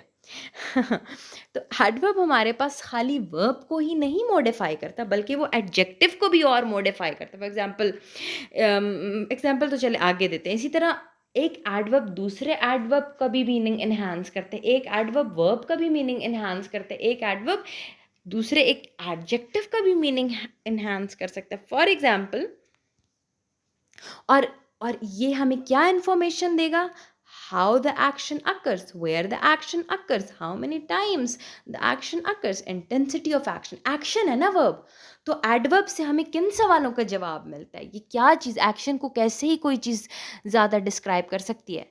क्या हमें पता चले एक्शन कैसे हुआ, वर्ब कैसे हुआ, एक्शन कहाँ हुआ, वर्ब कहाँ हुआ, एक्शन कितनी बार हुआ, वर्ब कितनी बार हुआ, एक्शन की इंटेंसिटी क्या थी, वर्ब की इंटेंसिटी क्या थी। समझ आ गई है बेटा। तो अब इसमें बहुत सारे एडवर्ब्स को स्टडी करने के लिए ना इतने ज़्यादा एडवर्ब्स हैं, ज़ाहिर है वर्ब को भी डिफाइन कर रहा है, एडजेक्टिव को भी डिफाइन कर रहा है, दूसरे एडवर्ब को भी डिफाइन और सिग्निफाई कर रहा है, इन्हांस कर रहा है, मॉडिफाई कर रहा है। तो ज़ाहिर है फिर इसकी कैटेगरीज भी होनी चाहिए, तो उसको हम कैटेगरीज में पढ़ते हैं। ठीक है बेटा, तो सबसे पहली कैटेगरी आ जाती है the adverb of manner. This adverb tells in which manner the action occurs, occurred or will occur. Manner, adverb of manner हमें क्या बताता है कि action किस manner में हुआ है, या हो गया है, या होगा। फॉर एग्जाम्पल, मैं कहती हूँ she speaks loudly, she was driving slowly, he will dance perfectly, या he will sing perfectly। अब मैं कहना क्या चाह रही हूँ यहाँ पे कि वो कैसे बोल रही है, ऊंचा बोल रही है। तो यहाँ पे लाउडली हमारे पास एडवर्ब ऑफ मैनर है, क्योंकि वो उसका मैनर बता रहा है कि वो किस मैनर में बोल रही है। इसी तरह ही वॉज ड्राइविंग स्लोली, कि वो यहाँ पे स्लोली हमारे पास एडवर्ब ऑफ मैनर है, वो क्या बता रहे हैं कि वो ड्राइव करने का मैनर, उसका क्या था, तरीका क्या था उसका, स्लो। तो slowly here is the adverb of manner. इसी तरह बेटा हमारे पास आ जाता है एडवर्ब ऑफ प्लेस। अब हमारे पास adverb of place, it advertises about the place of action, that where the action occurred. For example, ये हमें बताता है कि जो action है वो कहाँ पे हुआ, यहाँ, here, there, near, somewhere, outside, inside, etc etc etc. For example, he will come here, वो इधर आएगा, come है ना, come हमारे पास verb है, कहाँ पे, इधर। तो यहाँ पे here हमारे पास adverb of place है। मैं कहती हूँ they are playing outside, वो बाहर खेल रहे हैं, खेल तो रहे हैं पर कहाँ पे खेल रहे हैं, बाहर खेल रहे हैं। तो यहाँ पे बाहर हमारे पास एडवर्ब ऑफ प्लेस आ जाता है। ठीक है बेटा, इसके बाद हमारे पास आ जाता है एडवर्ब ऑफ टाइम। अब एडवर्ब ऑफ टाइम हमारे पास क्या है, it informs us about the time of an action, कि एक एक्शन कब हुआ, किस वक्त हुआ। मैं कहती हूँ now, then, soon, tomorrow, today, the other day, that day, this day, et cetera etcetera et cetera. Time की बात कर रही हूँ। मैं कहती हूँ I'll buy a store book tomorrow. Sorry, I'll buy a story book tomorrow. I'll buy a story book now. I'll get myself a burger now, or whatsoever. Then जितने भी ये words, soon, I will see you soon, we will talk soon, ये सारी चीज़ें जो यहाँ पर आ रही हैं, यहाँ पे यूज़ हो रहे हैं ये एडवर्ब्स, ये हमारे पास टाइम को सिग्निफाई कर रहे हैं। तो ये एडवर्ब ऑफ टाइम है। Now I am doing my homework, तो यहाँ पे होमवर्क मैं कब कर रही हूँ, डूइंग कब हो रहा है, डूइंग क्या किस टाइम हो रहा है, नाउ। तो यहाँ पे नाउ एडवर्ब ऑफ टाइम है। इसी तरह बेटा हमारे पास एडवर्ब ऑफ फ्रीक्वेंसी आ जाता है। हाँ जी, बचपन से हम 3 एडवर्ब्स पे चलते रहे हैं। ठीक है, अभी हम और एडवर्ब्स की भी बात करते हैं बेटा। Adverb of time, manner, place के अलावा भी दुनिया और है, ठीक है। इसमें हमारे पास आ जाता है adverb of frequency. This tells us about how many time the action occurred, कि कितनी बार एक्शन हुआ। फ्रीक्वेंसी क्या थी, कितनी बार। कभी हम कहते हैं ना he goes to school daily, तो हम बता रहे हैं कि वो रोज़ाना स्कूल जाता है, डेली। फ्रीक्वेंसी बता रहा है ना, डेली। स्कूल तो जाता है, गोज़ तो हमारे पास यहाँ पे वर्ब है, पर क्या चीज़, डेली, गोज़ डेली। तो ये डेली एडवर्ब है, लेकिन क्या वो गोज़ को क्या हाईलाइट कर रहे हैं कि गोज़ कब, गोज़ कितना, रोज़ाना, डेली। तो यहाँ पे डेली हमारे पास adverb of frequency. He always speaks the truth, always सच बोलता है, लेकिन कितना सच बोलता है, हमेशा ही बोलता रहता है। फ्रीक्वेंसी बता दी ना। इसी तरह बेटा एडवर्ब ऑफ डिग्री या क्वालिटी, क्वांटिटी आप कह दो, इट शोज हाउ मच और इन विच डिग्री और extent a thing is. For example कहते हो too much, almost, any, pretty. मतलब हम कहते हैं यू आर टू केयरलेस, आप हो केयरलेस, लेकिन कितने, टू मच। डिग्री बता रहा है, उसकी इंटेंसिटी बता रहा है, उस इंटेंसिटी की क्वांटिटी बता रहे हैं, कितना, बहुत ज़्यादा ऐसे हो आप। यू आर टू मच, हम अक्सर वैसे ही, you are too much, you are too much. तो यहाँ पे जो टू मच की हमारे पास, तो यहाँ पे हमारे पास ये टू जो है हमारे पास, इसी तरह the homework is almost done, तो कितना हो गया, ऑलमोस्ट हो गया। आपको डिग्री बता रहे होने की कि कितनी डिग्री तक हो गया, ऑलमोस्ट हो गया। बात समझ आएगी, छोटी सी डिफ्रेंसिएशन है, इसको समझ जाए तो लाइफ बहुत आसान हो जाएगी। और मेरे ख्याल से इतनी ही हमारे पास एडवर्ब की टाइप्स बहुत है। अब मेरा फेवरेट, आप कहोगे मैम सारा ही फेवरेट है, बट एग्जामिनर के पॉइंट ऑफ व्यू से favourite, love of their life, the prepositions, बहुत इंपॉर्टेंट है बेटा, और बहुत डिटेल्ड है हमारे पास प्रेपोजिशन। पहले हम समझ लेते हैं कि प्रपोजिशन है क्या। लेकिन मैं आपको एक प्रैक्टिकल बात करती हूँ, फॉल्स होप नहीं देती। वो ये है बेटा कि हमेशा याद रखें, मैंने आप लोगों को हमेशा बोला है कि लैंग्वेज अनलिमिटेड है, लैंग्वेज स्ट्रक्चर्स अनलिमिटेड। आप बोलते हैं, आपकी बातें, आपकी अटरेंसेस, आपकी सोचें, वो अनलिमिटेड है, लातादाद है। कब से लैंग्वेज इवॉल्व हो रही है, जब से कुछ भी नहीं था तब से लैंग्वेज है, कम्युनिकेशन है। लेकिन बेटा रूल्स तो अभी अभी बने हैं, और वो तो लिमिटेड है। हम उसको काउंट कर सकते हैं, लैंग्वेज के कितने लफ्ज़, कितनी बातें हो सकती हैं, हम काउंट नहीं कर सकते, किसी को स्टॉप, उन पे स्टॉप नहीं लगा सकते। लेकिन हमारे पास रूल्स तो लिमिटेड हैं। तो आप देखो कि इनफिनिट चीज़ को एक फिनिट चीज़ जस्टिफाई कर सकती है क्या? ज़रा सोचो ना। नहीं, बिल्कुल भी नहीं कर सकती। मतलब आपके पास अगर limited number of language structures मौजूद हैं, तो क्या वो unlimited number of language rules मौजूद हैं, तो वो अनलिमिटेड लैंग्वेज स्ट्रक्चर्स को जस्टिफाई कर पाएगा? मिसाल के तौर पर मैं आपको कहती हूँ देग एक पकाई है और लोग अनलिमिटेड है, तो वो एक देग चावल अनलिमिटेड लोगों पे पूरा होगा? नहीं।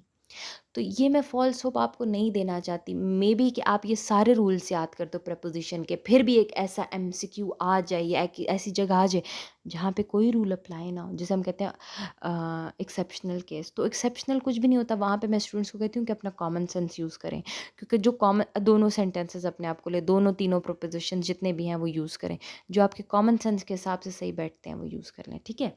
ये मैंने समझा दिया। अब आ जाते हैं प्रपोजिशन के ऊपर। It is a word which is placed before a noun, pronoun or a noun phrase in order to show its position. Basically बेटा ये किसी भी चीज़, नाउन या प्रोनाउन, किसी भी चीज़ से पहले या नाउन फ्रेज से पहले यूज़ होता है। मतलब किसी चीज़ से पहले आता है उस चीज़ की पोजीशन बताने के लिए कि इस चीज़ की पोजीशन क्या है। चार्जर से पहले लगेगा ये बताने के लिए कि चार्जर कहाँ पे लगा हुआ है, सॉकेट के अंदर लगा हुआ है। बात समझ आ गई?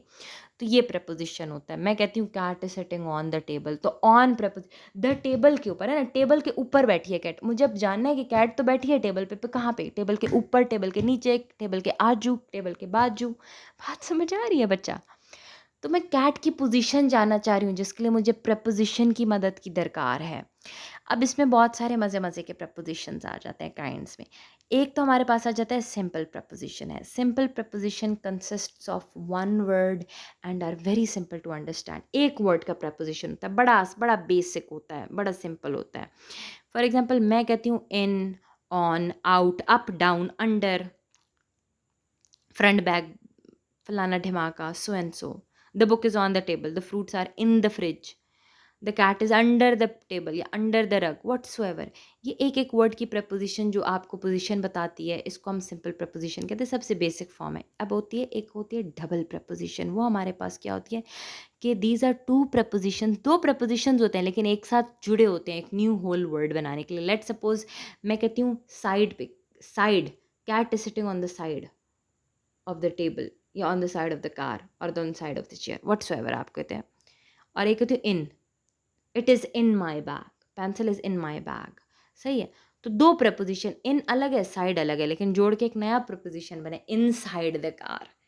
मतलब एक एग्जाम्पल दिया ना मैंने, इन साइड द कार, तो उसमें इन साइड एक नया प्रपोजिशन, इसी तरह आउटसाइड अलग हो गया। इन टू, टू अलग प्रपोजिशन, इन अलग प्रपोजिशन जोड़कर इन टू भी एक नया प्रपोजिशन बन गया। तो इसको हम कौन सी प्रपोजिशंस कहते हैं बेटा? इनको हम डबल प्रपोजिशंस कहते हैं। इस तरह एक और प्रपोजिशन होती है बेटा जिसको हम कहते हैं compound prepositions. These prepositions consist of two or more words and remain as different words. Compound prepositions हमारे पास वो प्रपोजिशंस होते हैं जिसके दो या दो से ज़्यादा वर्ड्स इस्तेमाल होते हैं and remain as different words. कि दो वर्ड्स होते हैं, दो से ज़्यादा वर्ड्स होते हैं, लेकिन वो कलेक्टिवली नहीं यूज़ हो सकते, अलग अलग हो सकते हैं। मैं कहती हूँ according to the newspaper, according to the journal. तो अकॉर्डिंग अलग प्रपोजिशन है, टू अलग प्रपोजिशन है, और एक साथ इस्तेमाल हो रहे कॉम्बिनेशन में। हम इनको एक नहीं कह रहे, हम इनको कह रहे हैं ये दोनों इधर मतलब देने के लिए कॉम्बिनेशन में एक साथ इस्तेमाल किए गए हैं। तो इस टाइप के प्रपोजिशन को हम कंपाउंड प्रपोजिशन कहेंगे। According to, out of, in front of. समझ आ गई है?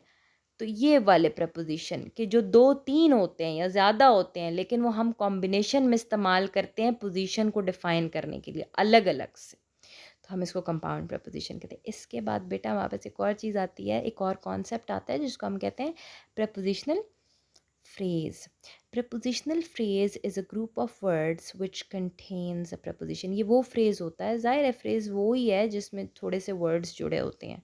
तो prepositional phrase की बात की जाए तो ये group of words हैं जिसमें एक preposition होता है। इसी तरह बेटा अगर adverbial phrase है, adjective phrase है, noun phrase है, verb phrase है, तो सबके साथ phrase लगेगा, तो ये वही है जिसमें वो चीज़ मौजूद होती है। अगर अब मैं prepositional phrase की बात करूँ तो मैं कहती हूँ in a deep sleep।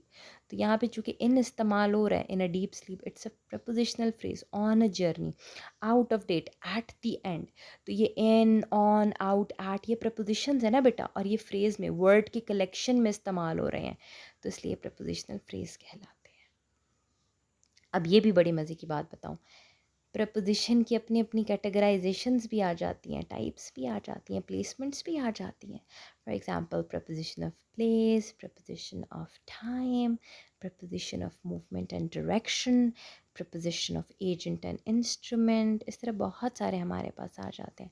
तो अगर मैं प्रपोजिशन ऑफ प्लेस की बात करूँ तो these preposition shows when where something is located। ये प्रपोजिशन वो है जो आपको प्लेस की पोजीशन बताते हैं कि एक चीज़ कहाँ पे लोकेट है, प्लेस कहाँ पे है उसकी। ठीक है, उसकी पोजीशन प्लेस के एतबार से है। For example above the table, up, on, outside, inside, between, अंदर, अमंग, कुछ भी जो आपको प्लेस बता रही है कि कहाँ पे कोई चीज़, किसी चीज़ की प्लेसमेंट कहाँ पे हुई है, तो इसको हम कहते हैं प्रपोजिशन ऑफ प्लेस। इसी तरह हमारे पास प्रपोजिशन ऑफ टाइम की बारी आ जाती है। This preposition shows when something has happened, कि कोई चीज़ कब हुई है, किस वक़्त हुई थी। For example the match begin at 8 o'clock। तो यहाँ पे एट बता रहा है टाइम, कि किस वक़्त, एट 8 o'clock। इस तरह we are going to the zoo on Sunday, तो हमें टाइम बता रहे कि हम जू कब जा रहे हैं, संडे को जा रहे हैं, तो ऑन। तो ये ऑन, ये एट हमारे पास टाइम सिग्निफाई कर रहा है कि कब कोई चीज़ हुई है, कब कोई चीज़ करनी है। इसी तरह बेटा एक आ जाता है preposition of movement and direction. ये भी बहुत इंपॉर्टेंट है। ये प्रपोजिशन मूवमेंट बताती है, from one place to another, direction बताती है। मैं कहती हूँ the car went towards the market. तो कार किस तरफ जा रही है, मार्केट की तरफ गई है। तो यहाँ पे ये वर्ड टूवर्ड्स जो है ना, मूवमेंट बता रहा है पोजीशन की, डायरेक्शन बता रहा है किस तरफ मूव हो रही है, किस तरफ की डायरेक्शन है, किस तरफ की मूवमेंट है, तो मार्केट की मूवमेंट है।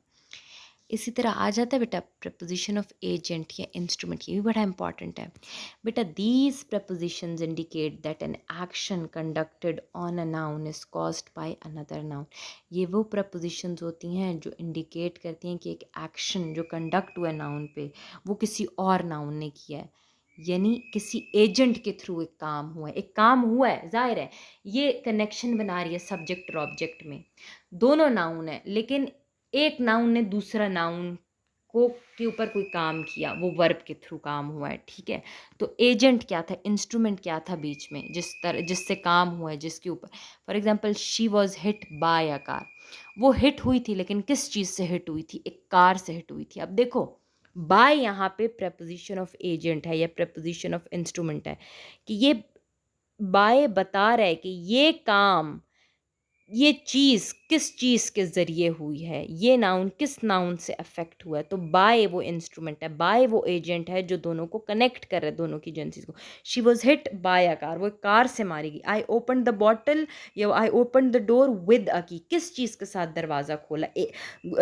डोर भी नाउन है, की भी नाउन है, तो दोनों के बीच में कैसे काम हुआ, तो जो काम हुआ है उसको कैसे पोजीशन सिग्निफाई करने के लिए जो प्रपोजिशन यूज़ हो रहा है वो विद है, और वो हमारे पास प्रपोजिशन ऑफ एजेंट हो जाता है या प्रपोजिशन ऑफ इंस्ट्रूमेंट इसको हम कहेंगे, ठीक है।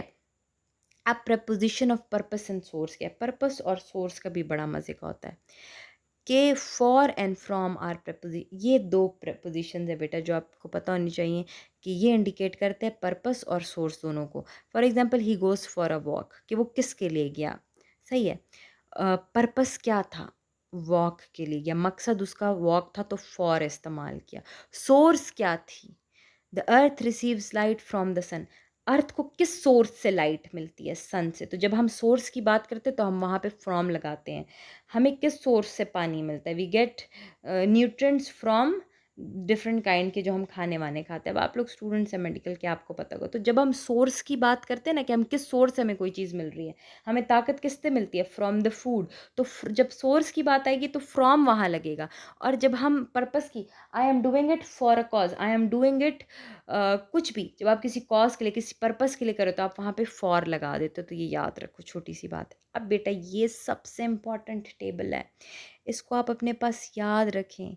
देखो बेटा ये जितनी भी मेन मेन प्रपोजिशंस है वो मैंने इस टेबल के अंदर रखी हूँ। जैसे ऑन है, ऑन टू है, इन है, इन टू है, फ्रॉम है, बाय है, एट है, ऑफ है, ओ डबल एफ वाला ऑफ है, अंडर है, बिलो है, बीनीथ है, डाउन है, क्रॉस है, ओवर है, थ्रू है। ये बेटा बेसिकली वो प्रपोजिशंस है जो मोस्टली इस्तेमाल होते हैं और ये मोस्टली आपके टेस्ट में इस्तेमाल होते हैं, डिफरेंट टाइप के।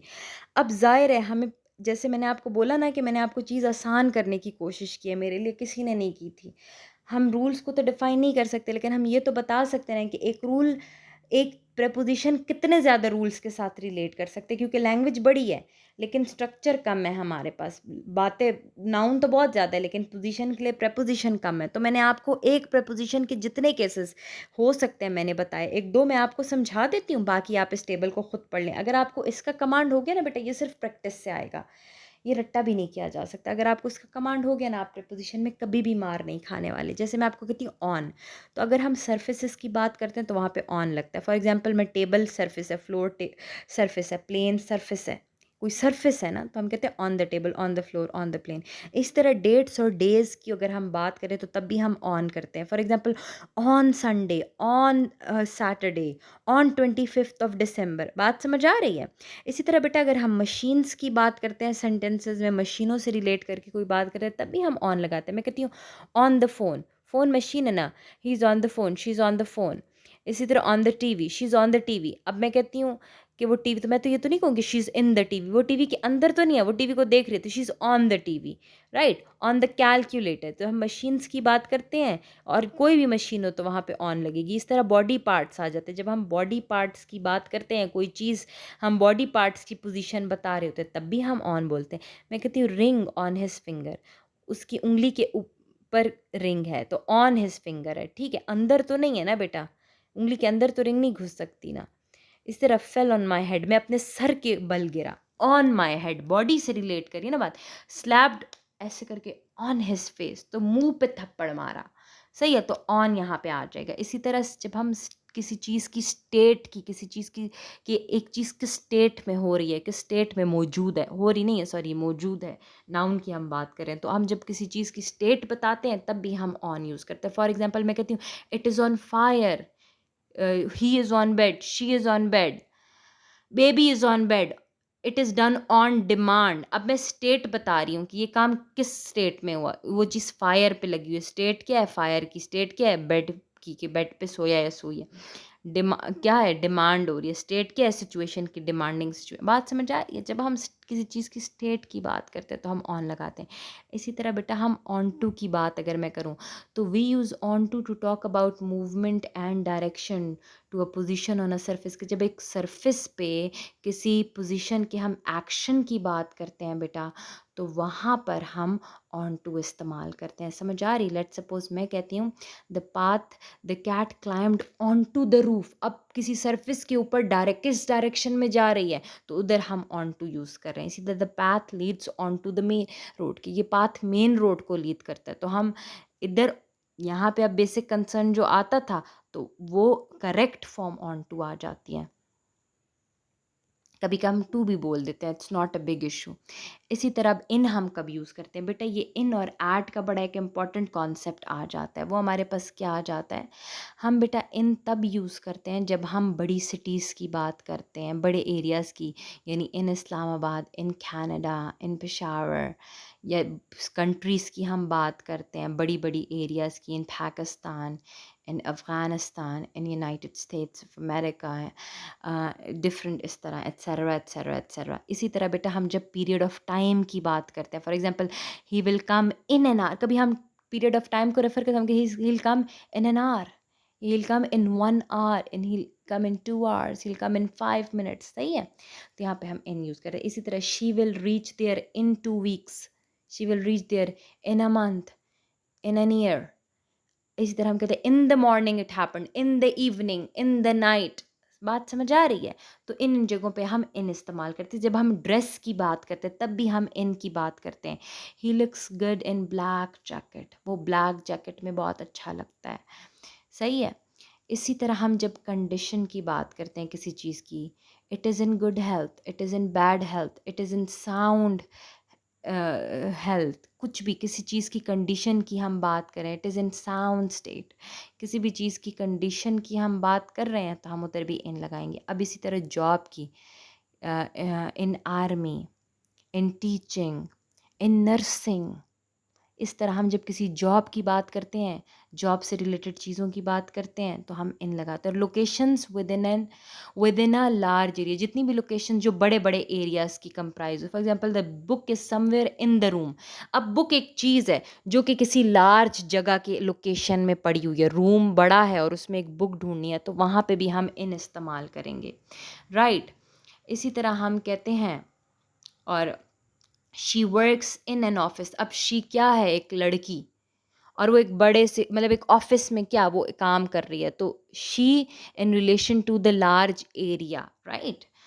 तो अब एक और चीज़ यहाँ पे मैं बता दूँ कि मैंने इनकी तो बात की, views on for forms as well. ये एक छोटा सा ऑन का मुझसे रह गया था, आप याद रखें कि हम अगर फार्म्स की बात करते हैं तो फार्म जितने भी फॉर्म्स होते हैं तो उसके लिए हम ऑन यूज़ करते हैं, फार्म्स, FARM, फॉर्म नहीं फार्म। फार्म और फॉर्म में फ़र्क है, ठीक है बेटा। अब विद हमारे पास क्लास, अगर हम विद क्लास की बात करें, ठीक है, it is not difficult to concentrate in class. अभी आपकी जो क्लास, आप क्लास की अगर बात करें तो with relation to the class हम इन लगाते हैं। For example it is difficult to concentrate in the class, it happened in the class, that happened in the class, ये हुआ क्लास में। वो जब हम क्लास से रिलेटेड बात करें तब भी हम इन लगाते हैं। इसी तरह बेटा हमारे पास ऑन टू आ जाता है। ऑन टू हम क्या कहते हैं, when something is with in और इनसाइड, कि कोई चीज़ किसी चीज़ के अंदर है या विद इन है। फॉर एग्जाम्पल हम कहते हैं please put the fruits into the basket, basket के अंदर रख दो। जंप इनटू द रिवर, जब आप बाहर से किसी चीज़ के अंदर जाने की बात करें या कोई चीज़ बाहर से अंदर डाल रहे हैं ना बेटा, उस सिचुएशन में हम इनटू इस्तेमाल करते हैं, राइट।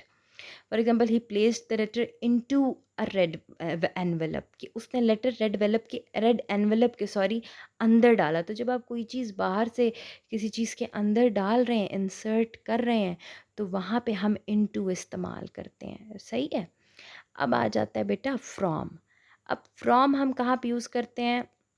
किसी चीज़ की जब हम स्टार्ट्स की बात करते हैं, स्टार्टिंग्स की बात करते हैं, तब भी हम फ्रॉम यूज़ करते हैं। Started his journey from Lahore, कि उसने अपनी जर्नी कहाँ से शुरू की, बिगिनिंग कहाँ से हुई। बिगिनिंग्स की जब हम बात करते हैं, बिगिन कहाँ से हुई, तो वहाँ पे हम फ्रॉम का प्रपोजिशन लगा देंगे।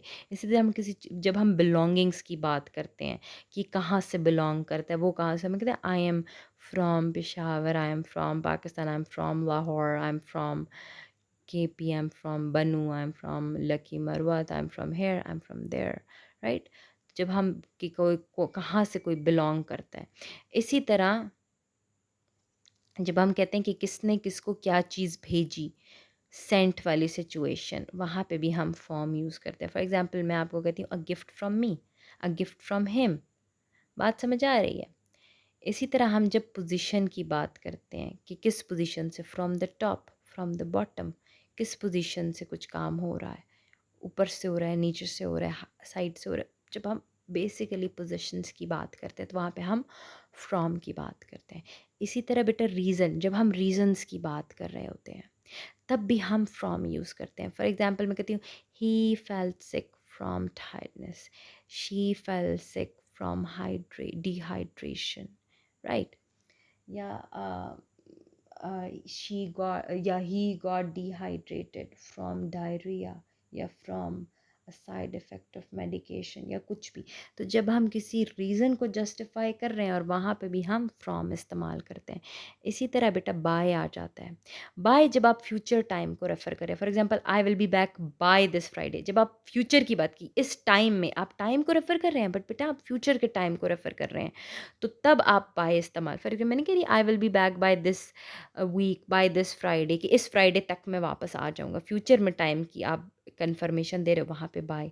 इसी तरह क्रिएटर के लिए भी आप यूज़ करते हो। जैसे मैं कहती हूँ it is by me, it is written by me, या मैं कहूँ the lecture is delivered by me, या मैं कहती हूँ this painting is by Haris, the presentations will be by you, जो कमिंग क्लास में होंगी। तो इसी तरह हम जब क्रिएटर की बात करते हैं, क्रिएटर को जस्टिफाई या वो कर रहे होते हैं, तो वहाँ पे भी बाय इस्तेमाल करते हैं। इसी तरह पोजेसिव वर्ड्स की बात आ जाती है बेटा। By her, by him, by, जब हम पोजेशन की, किसी चीज़ की ओनरशिप की बात कर रहे थे, पोजेशन की, तो उसको भी दिखाने के लिए, उसकी पोजीशन भी बताने के लिए हम बाय इस्तेमाल करें। हम कहते हैं बाय हर, ये चीज़ उसकी तरफ से है। Bye her, by him, by us. समझ आ रही है बेटा? इसी तरह बेटा हम जेरेंट के लिए भी इस्तेमाल, you can get success by studying hard. अब आप सक्सेस आपको मिल सकती है, कैसे मिल सकती है? स्टडिंग हार्ड के थ्रू। अब यहाँ पे जेरेंट के हिसाब से इस्तेमाल हो रहा है ना, वर्ब नाउन के हिसाब से। तो जब आप जेरेंट को इस्तेमाल करते हो तो वहाँ पे भी अक्सर बाय की सिचुएशंस आ जाती हैं। और जेरेंट मुझे बताने की ज़रूरत नहीं है, मैं वर्ब टाइप्स में बता चुकी हूँ। अब एक और बहुत इंपॉर्टेंट नाउन है एट। ये सॉरी, एक और बहुत प्रॉपर इंपॉर्टेंट प्रपोजिशन है। सॉरी बेटा, अगर कहीं पे स्लिप ऑफ टंग हो रही है, may be because I am tired right now, तो वो आप इग्नोर कर दें और आप एग्जैक्टली अपने हाथ में या अपने लैपटॉप में नोट्स खोल के और फिर मोबाइल में ये लेक्चर देखें, ठीक है? अब एट की बात करते हैं बेटा। एट हमारे पास आता है to refer to a position or location which we can see as a point. ठीक है, एक ऐसी लोकेशन, एक ऐसी पोजीशन जो कि हम एक पॉइंट के थ्रू देख, मतलब एक एज अ पॉइंट हम उसको देख सके। For example sitting at the desk. अब डेस्क एक पोजीशन है जो हमें नज़र आ रही है, एक पॉइंट है जिस पे बैठा जा सकता है। बात समझ आ रही है? तो इस सिचुएशन में आप एट यूज़ कर सकते हैं। उसके अलावा जब हम डिफरेंट लोकेशंस की बात करते हैं, to talk about different locations या work places when we see them as a place of activity, कोई लोकेशन, कोई वर्क प्लेस जब हम उसे as a place of activity देख रहे हैं, तो तब भी हम एट इस्तेमाल करते हैं। एग्जाम्पल से समझ आएगा।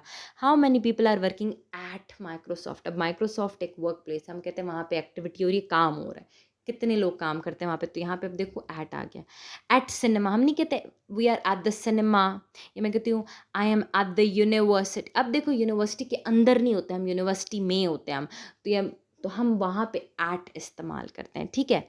इसी तरह एट KFC, एट मैकडोनल्ड्स, मिकीडीज जो अक्सर लोग उसको कहते हैं, इसी तरह एट्सेट्रा एट्सेट्रा एट्सेट्रा। और एक बेटा कॉम्बिनेशन इन और एट का याद करो, बड़ी जगहों के लिए इन इस्तेमाल होता है, छोटी जगहों के लिए at. For example I am in Peshawar at Sarhad university, अगर मैं किसी को अपना कॉल पे एड्रेस बता रही हूँ और मैं उस वक्त यूनिवर्सिटी में हूँ, तो अब समझ आ गई, पेशावर बड़ी लोकेशन है, सिटी है, तो मैं इन बोलूँगी। उसके अंदर यूनिवर्सिटी छोटी लोकेशन है तो मैं एट बोल दूँगी, ठीक है। ये एक कॉम्बिनेशन है जो मैं चाह रही थी आप याद रखें। अब एक और जगह पे भी एट आता है, जब आप एक एड्रेस को, you are referring to an address, for example he lives at street 11, तो हम अक्सर कहते हैं ना ऑन स्ट्रीट 11, गलत है, एट आ जाएगा वहाँ पे। इसी तरह with particular point on the clock, अगर हम कहते हैं ना at I will do that at 5 o'clock, at 6 o'clock, मतलब हम क्लॉक पे जब एक पर्टिकुलर पॉइंट की बात कर रहे होते हैं वहाँ पे भी एट लगाते हैं। इसी तरह एक पर्टिकुलर पॉइंट इन डे, अगर मैं कहती हूँ at midnight, at noon, at evening, कुछ भी मैं कह दूँ, एक particular time, at midday, at midnight, कुछ भी।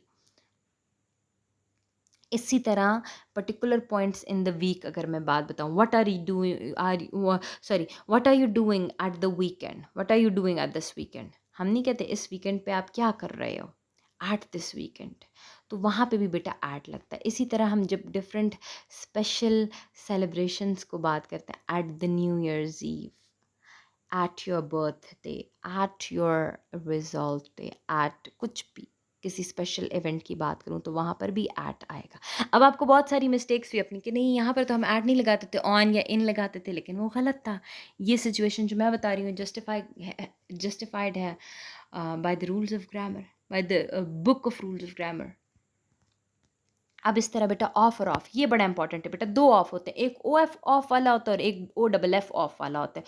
ओ एफ ऑफ हम तब लगते हैं जब हम रिलेशनशिप की बात कर रहे होते हैं between other, for example it indicates relationship between other words, words के बीच में। फॉर एग्जांपल मैं कहती हूँ such as belonging things made of other things that contain other, confuse मत हो, सिंपल बात है, Ali shared the piece of his sandwich, मतलब बिलोंगिंग की बात करें, things made of other things that contain, कि एक चीज़ जो कि थिंग्स अदर थिंग्स से बनी हुई है जिसके अंदर कोई और चीज़ है, कंफ्यूज मत हो। मैं कहती हूँ Ali shared a piece of his sandwich, he resigned as a principal of the school. अब दो चीज़ें हैं इधर, सिंपल सी बात है, जब हम कहते हैं कि अली ने एक चीज़ शेयर की जो किसी और चीज़ का हिस्सा थी, एक एक पीस शेयर किया जो सैंडविच का हिस्सा है, या अगर एक सैंडविच का पीस शेयर किया जो चिकन सैंडविच का हिस्सा है, बात समझ आएगी। जब आप एक चीज़ को दूसरी चीज़ का हिस्सा बना के रिप्रेजेंट करें तो वहाँ पे ओ एफ वाला ऑफ, ये आप ज़्यादा कंफ्यूज मत हो, वैसे नॉर्मली जो आप जहाँ पे ऑफ लगाते हो ना ओ एफ वाला, ये वहीं पे आता है, डिफरेंस सिर्फ आ जाता है कि ओ डबल एफ वाला ऑफ कहाँ होता है। तो it usually is used as an adverb और preposition in both cases it indicates separation or disconnection। अब ये वाला ऑफ सिर्फ याद करो, दूसरा ऑफ आपको याद होता है सिंगल एफ वाला, ये डबल एफ वाला ऑफ जहन में रखो, ये तब खाली प्रपोजिशन ही एज एन एडवर्ब भी काम करता है, ठीक है। और दोनों केसेस में अगर ये एज अ प्रपोजिशन काम कर रहे ऑफ, या ये एज एन एडवर्ब काम एज एन एडवर्ब काम कर रहा है, तो दोनों केसेस में ये सेपरेशन या डिसकनेक्शन, कि किसी चीज़ की सेपरेशन, किसी चीज़ के डिसकनेक्ट को ही सिग्निफाई कर रहा होता है। For example turn off the lights, के लाइट्स को बंद करो, डिसकनेक्ट करो, ठीक है। द डॉग रैन ऑफ, के डॉग भाग गया, सेपरेट हो गया, चला गया। He clean the spilled soup off the kitchen, कि उसने किचन के अंदर से, किचन में से जो गिरा हुआ सूप था उसको साफ किया, सही है। तो डिसकनेक्ट बता रहे, they took the wheel off the car, तो यहाँ पर ये डिसकनेक्शन, ये सेपरेशन को रेफर कर रहा है, आपको ये केसेस पता होने चाहिए। इसी तरह बेटा अंडर आ जाता है, ये बड़े मजे का, अंडर और बिलो, इसका भी डिफरेंस बता देती हूँ। अंडर आता है बिलो 3 डायमेंशनल ऑब्जेक्ट्स, जो 3D चीज़ें होती हैं ना, डिफरेंट 3D चीज़ें हमारे पास, टेबल, चेयर, दरख्त, मतलब जो भी आप जिसे टच कर सकते हैं, कॉन्क्रीट चीज़ें सारी, कॉन्क्रीट नाउन, तो उनके लिए हम अंडर इस्तेमाल करते हैं। फॉर एग्जांपल हम कहते हैं उनके नीचे अगर कोई चीज़ पड़ी होगी तो हम उधर अंडर लिखेंगे, ठीक है। Under a tree, under the table. इसी तरह अगर हम लेयर्स ऑफ समथिंग की बात करते हैं कि किसी चीज़ की बहुत सारी लेयर्स, जैसे हम कहते हैं ना शर्ट अंडर माई जैकेट, मैं लेयर्स की बात करूँ, shirt under my jacket and then उसके नीचे क्या है, ठीक है, तो वहाँ पर भी हम अंडर इस्तेमाल करते हैं। इसी तरह हम जब मेंटल स्टेट की बात करें किसी भी, उधर भी हम अंडर इस्तेमाल करते हैं। For example, he is under pressure, he is under stress, सही है, ही इज़, तो किसी भी हम मेंटल स्टेट की अगर को सिग्निफाई कर रहे हैं तो वहाँ पे भी अंडर आएंगे। जबकि बेटा अगर हम बिलो की बात करें तो when we are comparing the level of one thing against the other, जब हम एक चीज़ का दूसरी चीज़ के साथ लेवल कंपेयर करें तो तब हम बिलो करें। फॉर एग्जांपल, ये एग्जांपल से समझ आएगा, मैं कहती हूँ the red photo is below the black one, कि रेड फोटो ब्लैक वन के नीचे, ब्लैक फोटो के नीचे ब्लैक रेड फोटो पड़ी हुई है, या रेड फोटो ब्लैक फोटो के नीचे पड़ी हुई है। तो जब हम दो चीज़ों की बात करें, फिर hanging position on the wall, समझ आ गई है कि वॉल पे अगर मैं बता रही हूँ कि the red photo is below the black one, सही है, तो कहने से मुराद ये है कि जब एक चीज़ दूसरी चीज़ के नीचे पड़ी हुई है, हम दो चीज़ों को कंपेयर कर रहे हैं अगेंस्ट द अदर, एक चीज़ को दूसरी चीज़ के, एक चीज़ के लेवल को दूसरी चीज़, इसका पहली चीज़ का लेवल है कि वो ऊपर है, दूसरी चीज़ का लेवल है कि नीचे है, तो जब हम एक चीज़ को दूसरी चीज़ के लेवल के हिसाब से देख रहे होते हैं तो वहाँ पे हम बिलो लगाते हैं प्रेपोजिशन में। ज़्यादा कंफ्यूज मत हो, बस कोशिश करो कि जितना समझ सकते हो उतना समझ लो। इसी तरह अगर हम किसी टेम्परेचर या सी लेवल की बात करें तो भी हम बिलो यूज़ करते हैं। For example, the temperature has dropped below the freezing point tonight, या 100 feet below the sea level. बात समझ आ गई। इसी तरह हम जब थिंग्स दैट आर मेंशन, हम किसी ऐसी चीज़ों की बात करते हैं जो लेटर बाद में मेंशन की जाती हैं, तो हम कहते हैं read the instructions below before you start, कि शुरू करने से पहले ही जो नीचे दिए गए इंस्ट्रक्शंस हैं वो पढ़ लो। अब अगर हम बीनीथ की बात करें बेटा, ये भी बड़े मज़े का है। बीनीथ के लिए हमारे पास कब हम यूज़ करते हैं, being covered by something. For example, मैं कहूँ beneath the blanket, beneath the water, ये तब जब आप एक चीज़ किसी और चीज़ से कवर हुई हुई है। मैं नहीं कहती it is beneath the blanket, he is beneath, कि ब्लैंकेट के नीचे है, वाटर के नीचे है, क्योंकि वो ऊपर वाटर से कवर है, वो ब्लैंकेट से कवर है। इसी तरह जब हम इमोशंस, फीलिंग्स और एक्शंस की बात करते हैं, मैं कहती हूँ बीनीथ इट ऑल, इस सब के नीचे मुझे मेरी सैनिटी अजीज़ है, मुझे मेरा पीस अजीज़ है। She loves her she still loves her family. Beneath it all, she, कि जो भी उसकी फैमिली ने उसके साथ किया, उसको फिर भी अपनी फैमिली से मोहब्बत है, ठीक है। अच्छा, people of low social position, disgusting attitude, she treats people as if they are beneath her. अक्सर हम ये मैं आपको कहूँ कि उसको क्या कहते हैं, जब जब हम different kinds of superiority complexes को डील कर रहे हैं, उनकी बात करें तो वहाँ पर भी बीनीथ आएगा, सही है, कि ये सारे लोगों को ऐसे ट्रीट करती जैसे ये इससे नीचे हैं, बीनीथ हर। इधर भी हम बीनीथ आएगा, समझ आ गई, जब वहाँ पे हम सोशल पोजिशनिंग की बात कर रहे हैं, वैसे नीचे वाला नहीं। अब डाउन की बात करते हैं, डाउन कहाँ पर, डाउन लोअर पोजीशंस के लिए यूज़ होता है। For example, he gets down, she gets down, he keeps his bag down, he नहीं, ran down to the hill, fell down. जब भी कोई लोअर पोजीशन की बात की जाएगी वहाँ पे डाउन लगेगा। इसी तरह अक्रॉस की तरफ आ जाते हैं, when we talk about something extending or moving from one side to another, जब हम किसी ऐसी चीज़ की बात करते हैं जो एक तरफ से दूसरी तरफ मूवमेंट कर रही है या जा रही है, तो across, from one place to other place, तो हम उसको अक्रॉस कहते हैं। We took a boat across the river, कि आप रिवर में एक किनारे से दूसरे किनारे तक, ज़मीन के एक टुकड़े से दूसरे टुकड़े तक पहुंच रहे होते हैं ना, तो हम तब वहाँ पे अक्रॉस यूज़ करते। तो हमने क्या किया कि हमने एक बोट का इस्तेमाल किया अक्रॉस द रिवर, एक किनारे से। इस तरह स्प्रेड अक्रॉस द टेबल, इस चीज़ को एक किनारे से दूसरे किनारे तक टेबल पे स्प्रेड कर दो, ठीक है। अब आ जाता है ओवर, ये बड़ा इंपॉर्टेंट है। ओवर हमारे पास तब भी लगता है जब हम मूवमेंट और position at a higher level than something else, कि हम किसी ऐसी मूवमेंट और ऐसी पोजीशन की बात करें जो कि किसी और के मुकाबले, किसी और चीज़ के मुकाबले में ऊपर है, हायर लेवल पे। For example, bird flu over the lake, वो लेक के ऊपर, ऊपर वाली पोजीशन पे, लेक के पानी के ऊपर। इसी तरह अम्ब्रेला ओवर हिज हेड, हम अम्ब्रेला अपने सर के ऊपर पकड़ते हैं। इसी तरह coming up over the mountain, mountain के ऊपर चढ़ते हैं, सही है। इसी तरह हम टाइम के बारे में भी हम कहते हैं टाइम इज़ ओवर, मैम जब या सर आपको कहते हैं पेपर के दौरान, तो टाइम की भी हैपनिंग ओवर एंड ओवर, ये बार बार हो रहा है, टाइम की बात करें ना, over a period of 3 centuries, या over a period of time, या over a period of 6 months, यहाँ पे भी टाइम की बात हो रही है ना। इस तरह बेटा हम जब नंबर्स की बात करते हैं, for example, over 100 people were there, over 10 kilos, over the age limit. अब यहाँ पे सारी ये चीज़ें क्या हैं, नंबर की बात हो रही है डिफरेंट डिफरेंट सिचुएशन में, तो तब भी ओवर लग रहा है।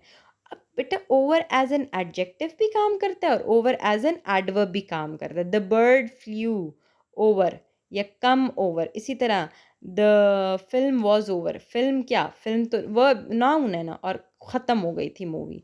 तो ओवर फिल्म को जैसे ज़्यादा जस्टिफाई कर रहे, डिस्क्राइब कर रहे, तो एडजेक्टिव हो गया ना। तो ओवर एडजेक्टिव की तरह भी काम करता है और एडवर्ब की तरह भी काम करता है। अब आ जाता है through. When moving from one side to another while surrounded by something. जब आप एक साइड से दूसरी तरह साइड पर मूव कर रहे हो but you are surrounded by something, आप सराउंड है किसी चीज़ से, तो तब आप थ्रू यूज़ करेंगे, सही है, अक्रॉस नहीं। For example we cycled through a number of small villages, कि आपने हमने डिफरेंट साइकिल किया through a number of small villages, कि हम बहुत सारे स्मॉल विलेजेस से गुजर के गए। So we were surrounded by many small villages, we went from one place to another, but we were surrounded by, हमने वो चीज़ें देखी, हम उससे गुजरे, we were surrounding it, surrounded in that situation, सही है। तो तब आप थ्रू यूज़ करेंगे। इसके साथ तो आपके प्रपोजिशंस ख़त्म हो जाते हैं। बेटा मेरा बार बार focus, it is very important for you, और आपके पेपर में तो मैं इतने ज़्यादा दूंगी कि आप सोच भी नहीं सकते। अब आ जाते हैं द कंजंक्शन के ऊपर, कि ये हमारे पास क्या है। बेटा conjunctions are words that join phrases, words basically बेटा ये कनेक्टिव डिवाइसेस होते हैं, कनेक्टर्स होते हैं, ठीक है, जो एक चीज़ को दूसरी चीज़ से कनेक्ट करते हैं, सही है।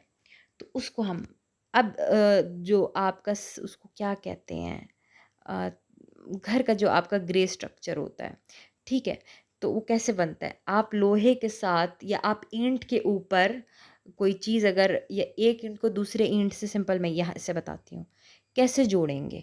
आप एक ईंट को दूसरी ईंट से जोड़ने के लिए सीमेंट का इस्तेमाल करेंगे, तो सीमेंट यहाँ पे कनेक्टर है, बात समझ आ गई।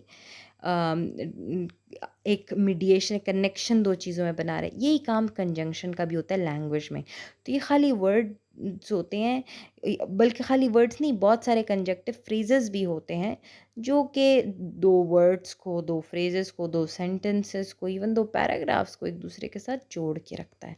फॉर एग्जांपल मैं कहती हूँ एंड, ये और ये, सो ये हुआ, लेकिन ये हुआ इस वजह से, ये हुआ बट, व्हेन, एट्सेट्रा, ये सारे वर्ड्स जो दो चीज़ों को जोड़े हैं। अब इसमें आपको ज़्यादा एक्सप्लेन करने की ज़रूरत तो नहीं है बेटा, बट इसमें मैं आपको टाइप्स ऑफ कंजंक्शंस बता सकती हूँ, बहुत मज़े मज़े के। एक तो ये बड़ा इंपॉर्टेंट है बेटा, और ये चीज़ मेरे ख्याल से जब मैं क्लॉजेस पढ़ा रही थी तो मैंने बहुत अच्छे से समझाया भी था, but anyways will repeat it.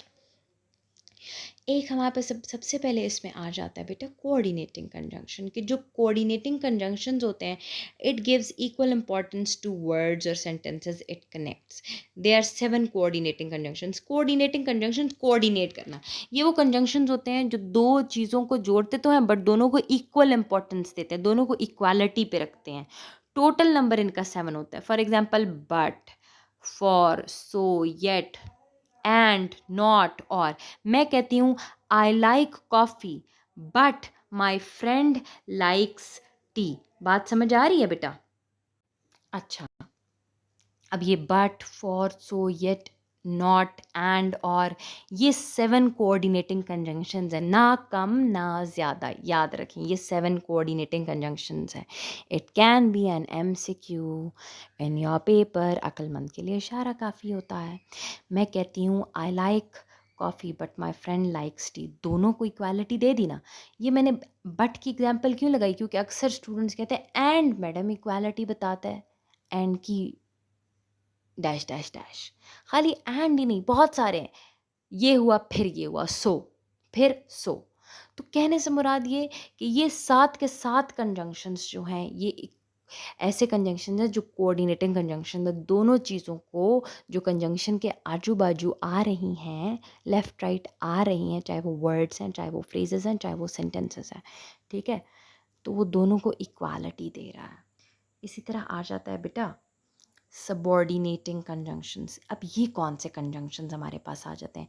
These conjunctions connect main independent clause and subordinate dependent clause. ये ऐसे कंजंक्शन जो सबॉर्डिनेट बनाते हैं, ये एक मेन क्लॉज को, जो कि आपके पास इंडिपेंडेंट क्लॉज होता है, उसको एक सबॉर्डिनेट क्लॉज से जोड़ता है, जो कि डिपेंडेंट क्लॉज है, जो कि मेन क्लॉज पे डिपेंड करता है। मुझे ये कॉन्सेप्ट ज़्यादा एक्सप्लेन करने की ज़रूरत नहीं है, ये मैं पढ़ा चुकी हूँ, ठीक है।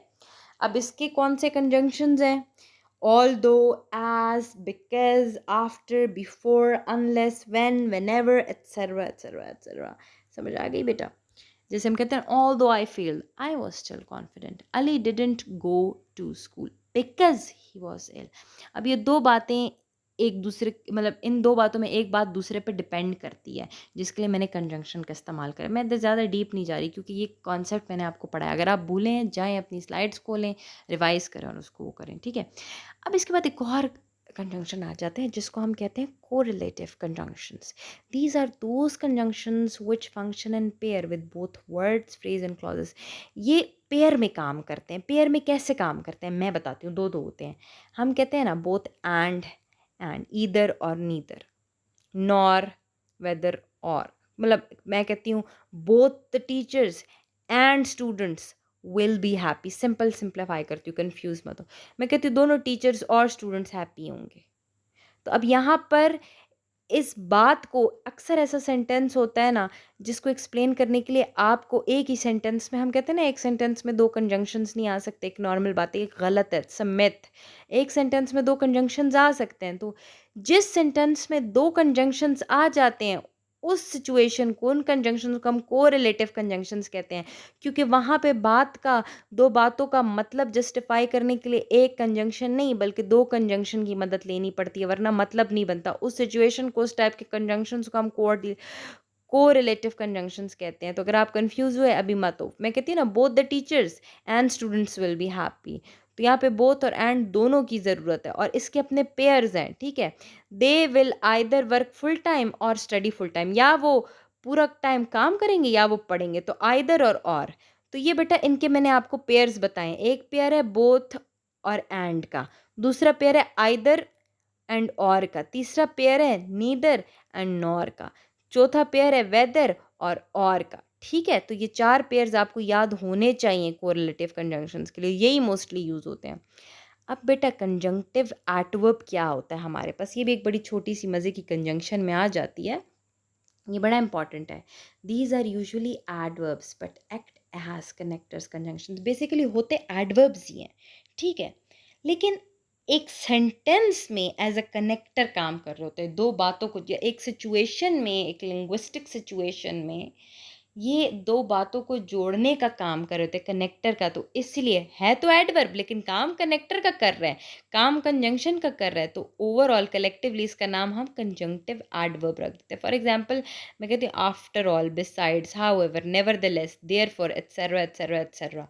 तो ये जो हम ट्रांजिशनल डिवाइसेस है ना, तो ये जो जितने भी ट्रांजिशनल डिवाइसेस, ज़्यादातर after all, besides, however, nevertheless, therefore, hence, thus, forth, etcetera etcetera etcetera.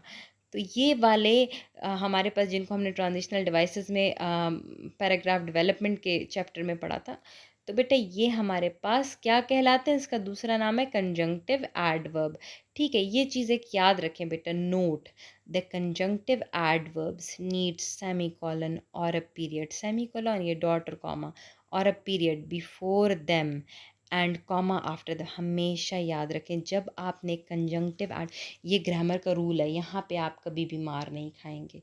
Always remember, जब आप एक कंजंक्टिव एडवर्ब लगाओगे तो उसको लिखने से पहले सेमीकोलन लगाओगे और उसको लिखने के बाद आपने, और period before them and comma, और उसके बाद आपने कॉमा यूज़ करना है, ठीक है। तो कंजंक्टिव एडवर्ब को सेमी कॉलन उससे पहले लगाओगे, या सेमी कॉलन, या कभी कभी ना फुल स्टॉप भी लग जाता है। आफ्टर ऑल कैपिटल लेटर से भी, न्यू सेंटेंस से भी शुरू हो सकता है, तो कभी कभी उससे पहले आप या सेमी कॉलन लगाओगे या फुल स्टॉप लगाओगे और उसके बाद एक कॉमा लगाओगे और उसके बाद सेंटेंस लिखोगे। यहाँ पे एक छोटा सा एरर है, मैं कहती हूँ Ali loves the book, semicolon, after all, इसके बाद कॉमा आना चाहिए था, यहाँ पे नहीं है, मैं करेक्ट कर दूंगी। After all comma, he likes the story books. सही है, जाहिर है अली को ये बुक अच्छी लगी क्योंकि जाहिर है उसको स्टोरी बुक्स पसंद है। ये सेंटेंस ऐसे है, तो आई होप कि मुझे आपको समझ आई हो। इसके बाद लास्ट बड़े मज़े का छोटू सा है, the interjection. These are the words which express strong feelings and emotions. They usually come at the beginning of sentence and are followed by an exclamation mark. ये basically बेटा strong words होते हैं, strong emotions या feelings होते हैं, ऐसे words होते हैं basically जो कि किसी भी strong feeling और emotion को justify करे, express करे. इनका अपने अगर अलग से आप लिखोगे ना बेटा, तो इनका कोई अपना मतलब नहीं. ये सेंटेंस के स्टार्ट में आते हैं और इसके बाद एक एक्सक्लेमेशन मार्क लगता है, ये तो रूल है. लेकिन बेटा अगर आप इसको अलग से देखो तो अलग से इसका कोई लैंग्वेज में मतलब नहीं बनता, इवन स्लैंग भी नहीं है, अलग से इसका कोई मतलब नहीं है. लेकिन इन सेंटेंस में ये एक इमोशन मॉडिफायर के तौर पे काम करता है, इन्हांसर के तौर पे काम करता है, इमोशन बूस्टर के तौर पे काम करता है. Ah, I lost my mobile. इस तरह मैं कहती हूँ, hurrah, we have holidays from tomorrow. Ouch, I hurt my leg. अब क्या कर रही हूँ मैं? मेरा मोबाइल गुम गया, मैं शिद्दत का इजहार कर रही हूँ आह से. मेरी कल से छुट्टियां है, मैं खुशी का इजहार कर रही हूँ हुर्रा से. या मेरी पैर दुख गई है, तो अचानक से हम कभी दुख जाए हम कहते हैं आउच. अक्सर और उर्दू में भी होता है, हम कहते हैं आई उफ. तो ये आई उफ ये कौन से वर्ड्स हैं? अगर मैं उर्दू की बात करूं तो ये हमारे पास इंटरजेक्शन है बेटा. अलग से आई उफ का क्या मतलब है? कुछ भी नहीं, अगर आप इसको किसी बात से कनेक्ट नहीं करोगे. तो बेटा this was all about the parts of speech. मैंने अपनी पूरी कोशिश की कि मैं आपको बहुत अच्छे से समझाऊं. It is very important from papers perspective. Even अभी मैं जिस स्टूडेंट्स को जिस वैसे मेरा ये लेक्चर तमाम स्टूडेंट्स के लिए, ये किसी भी नेशनैलिटी और एथनिसिटी और किसी भी चीज़ के बाउंड नहीं है. लेकिन स्पेसिफ़िकली ये जो मैं जिस क्लास के लिए कर रही हूँ बच्चे, आप लोग इसको बहुत गौर से पढ़ें. आपके फाइनल टर्म में मैं अपनी पूरी कोशिश करूँगी कि मोस्टली पेपर इससे बनाऊँ. Be very careful with the lecture, right? It is very important from exam perspective. I hope it was interactive class. If you have any questions, please let me know down in the comment box, and I'll answer you there.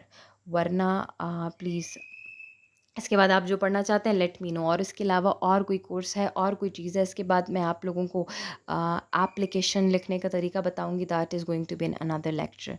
गौर से पढ़ें. Best of luck. Stay tight. Thank you.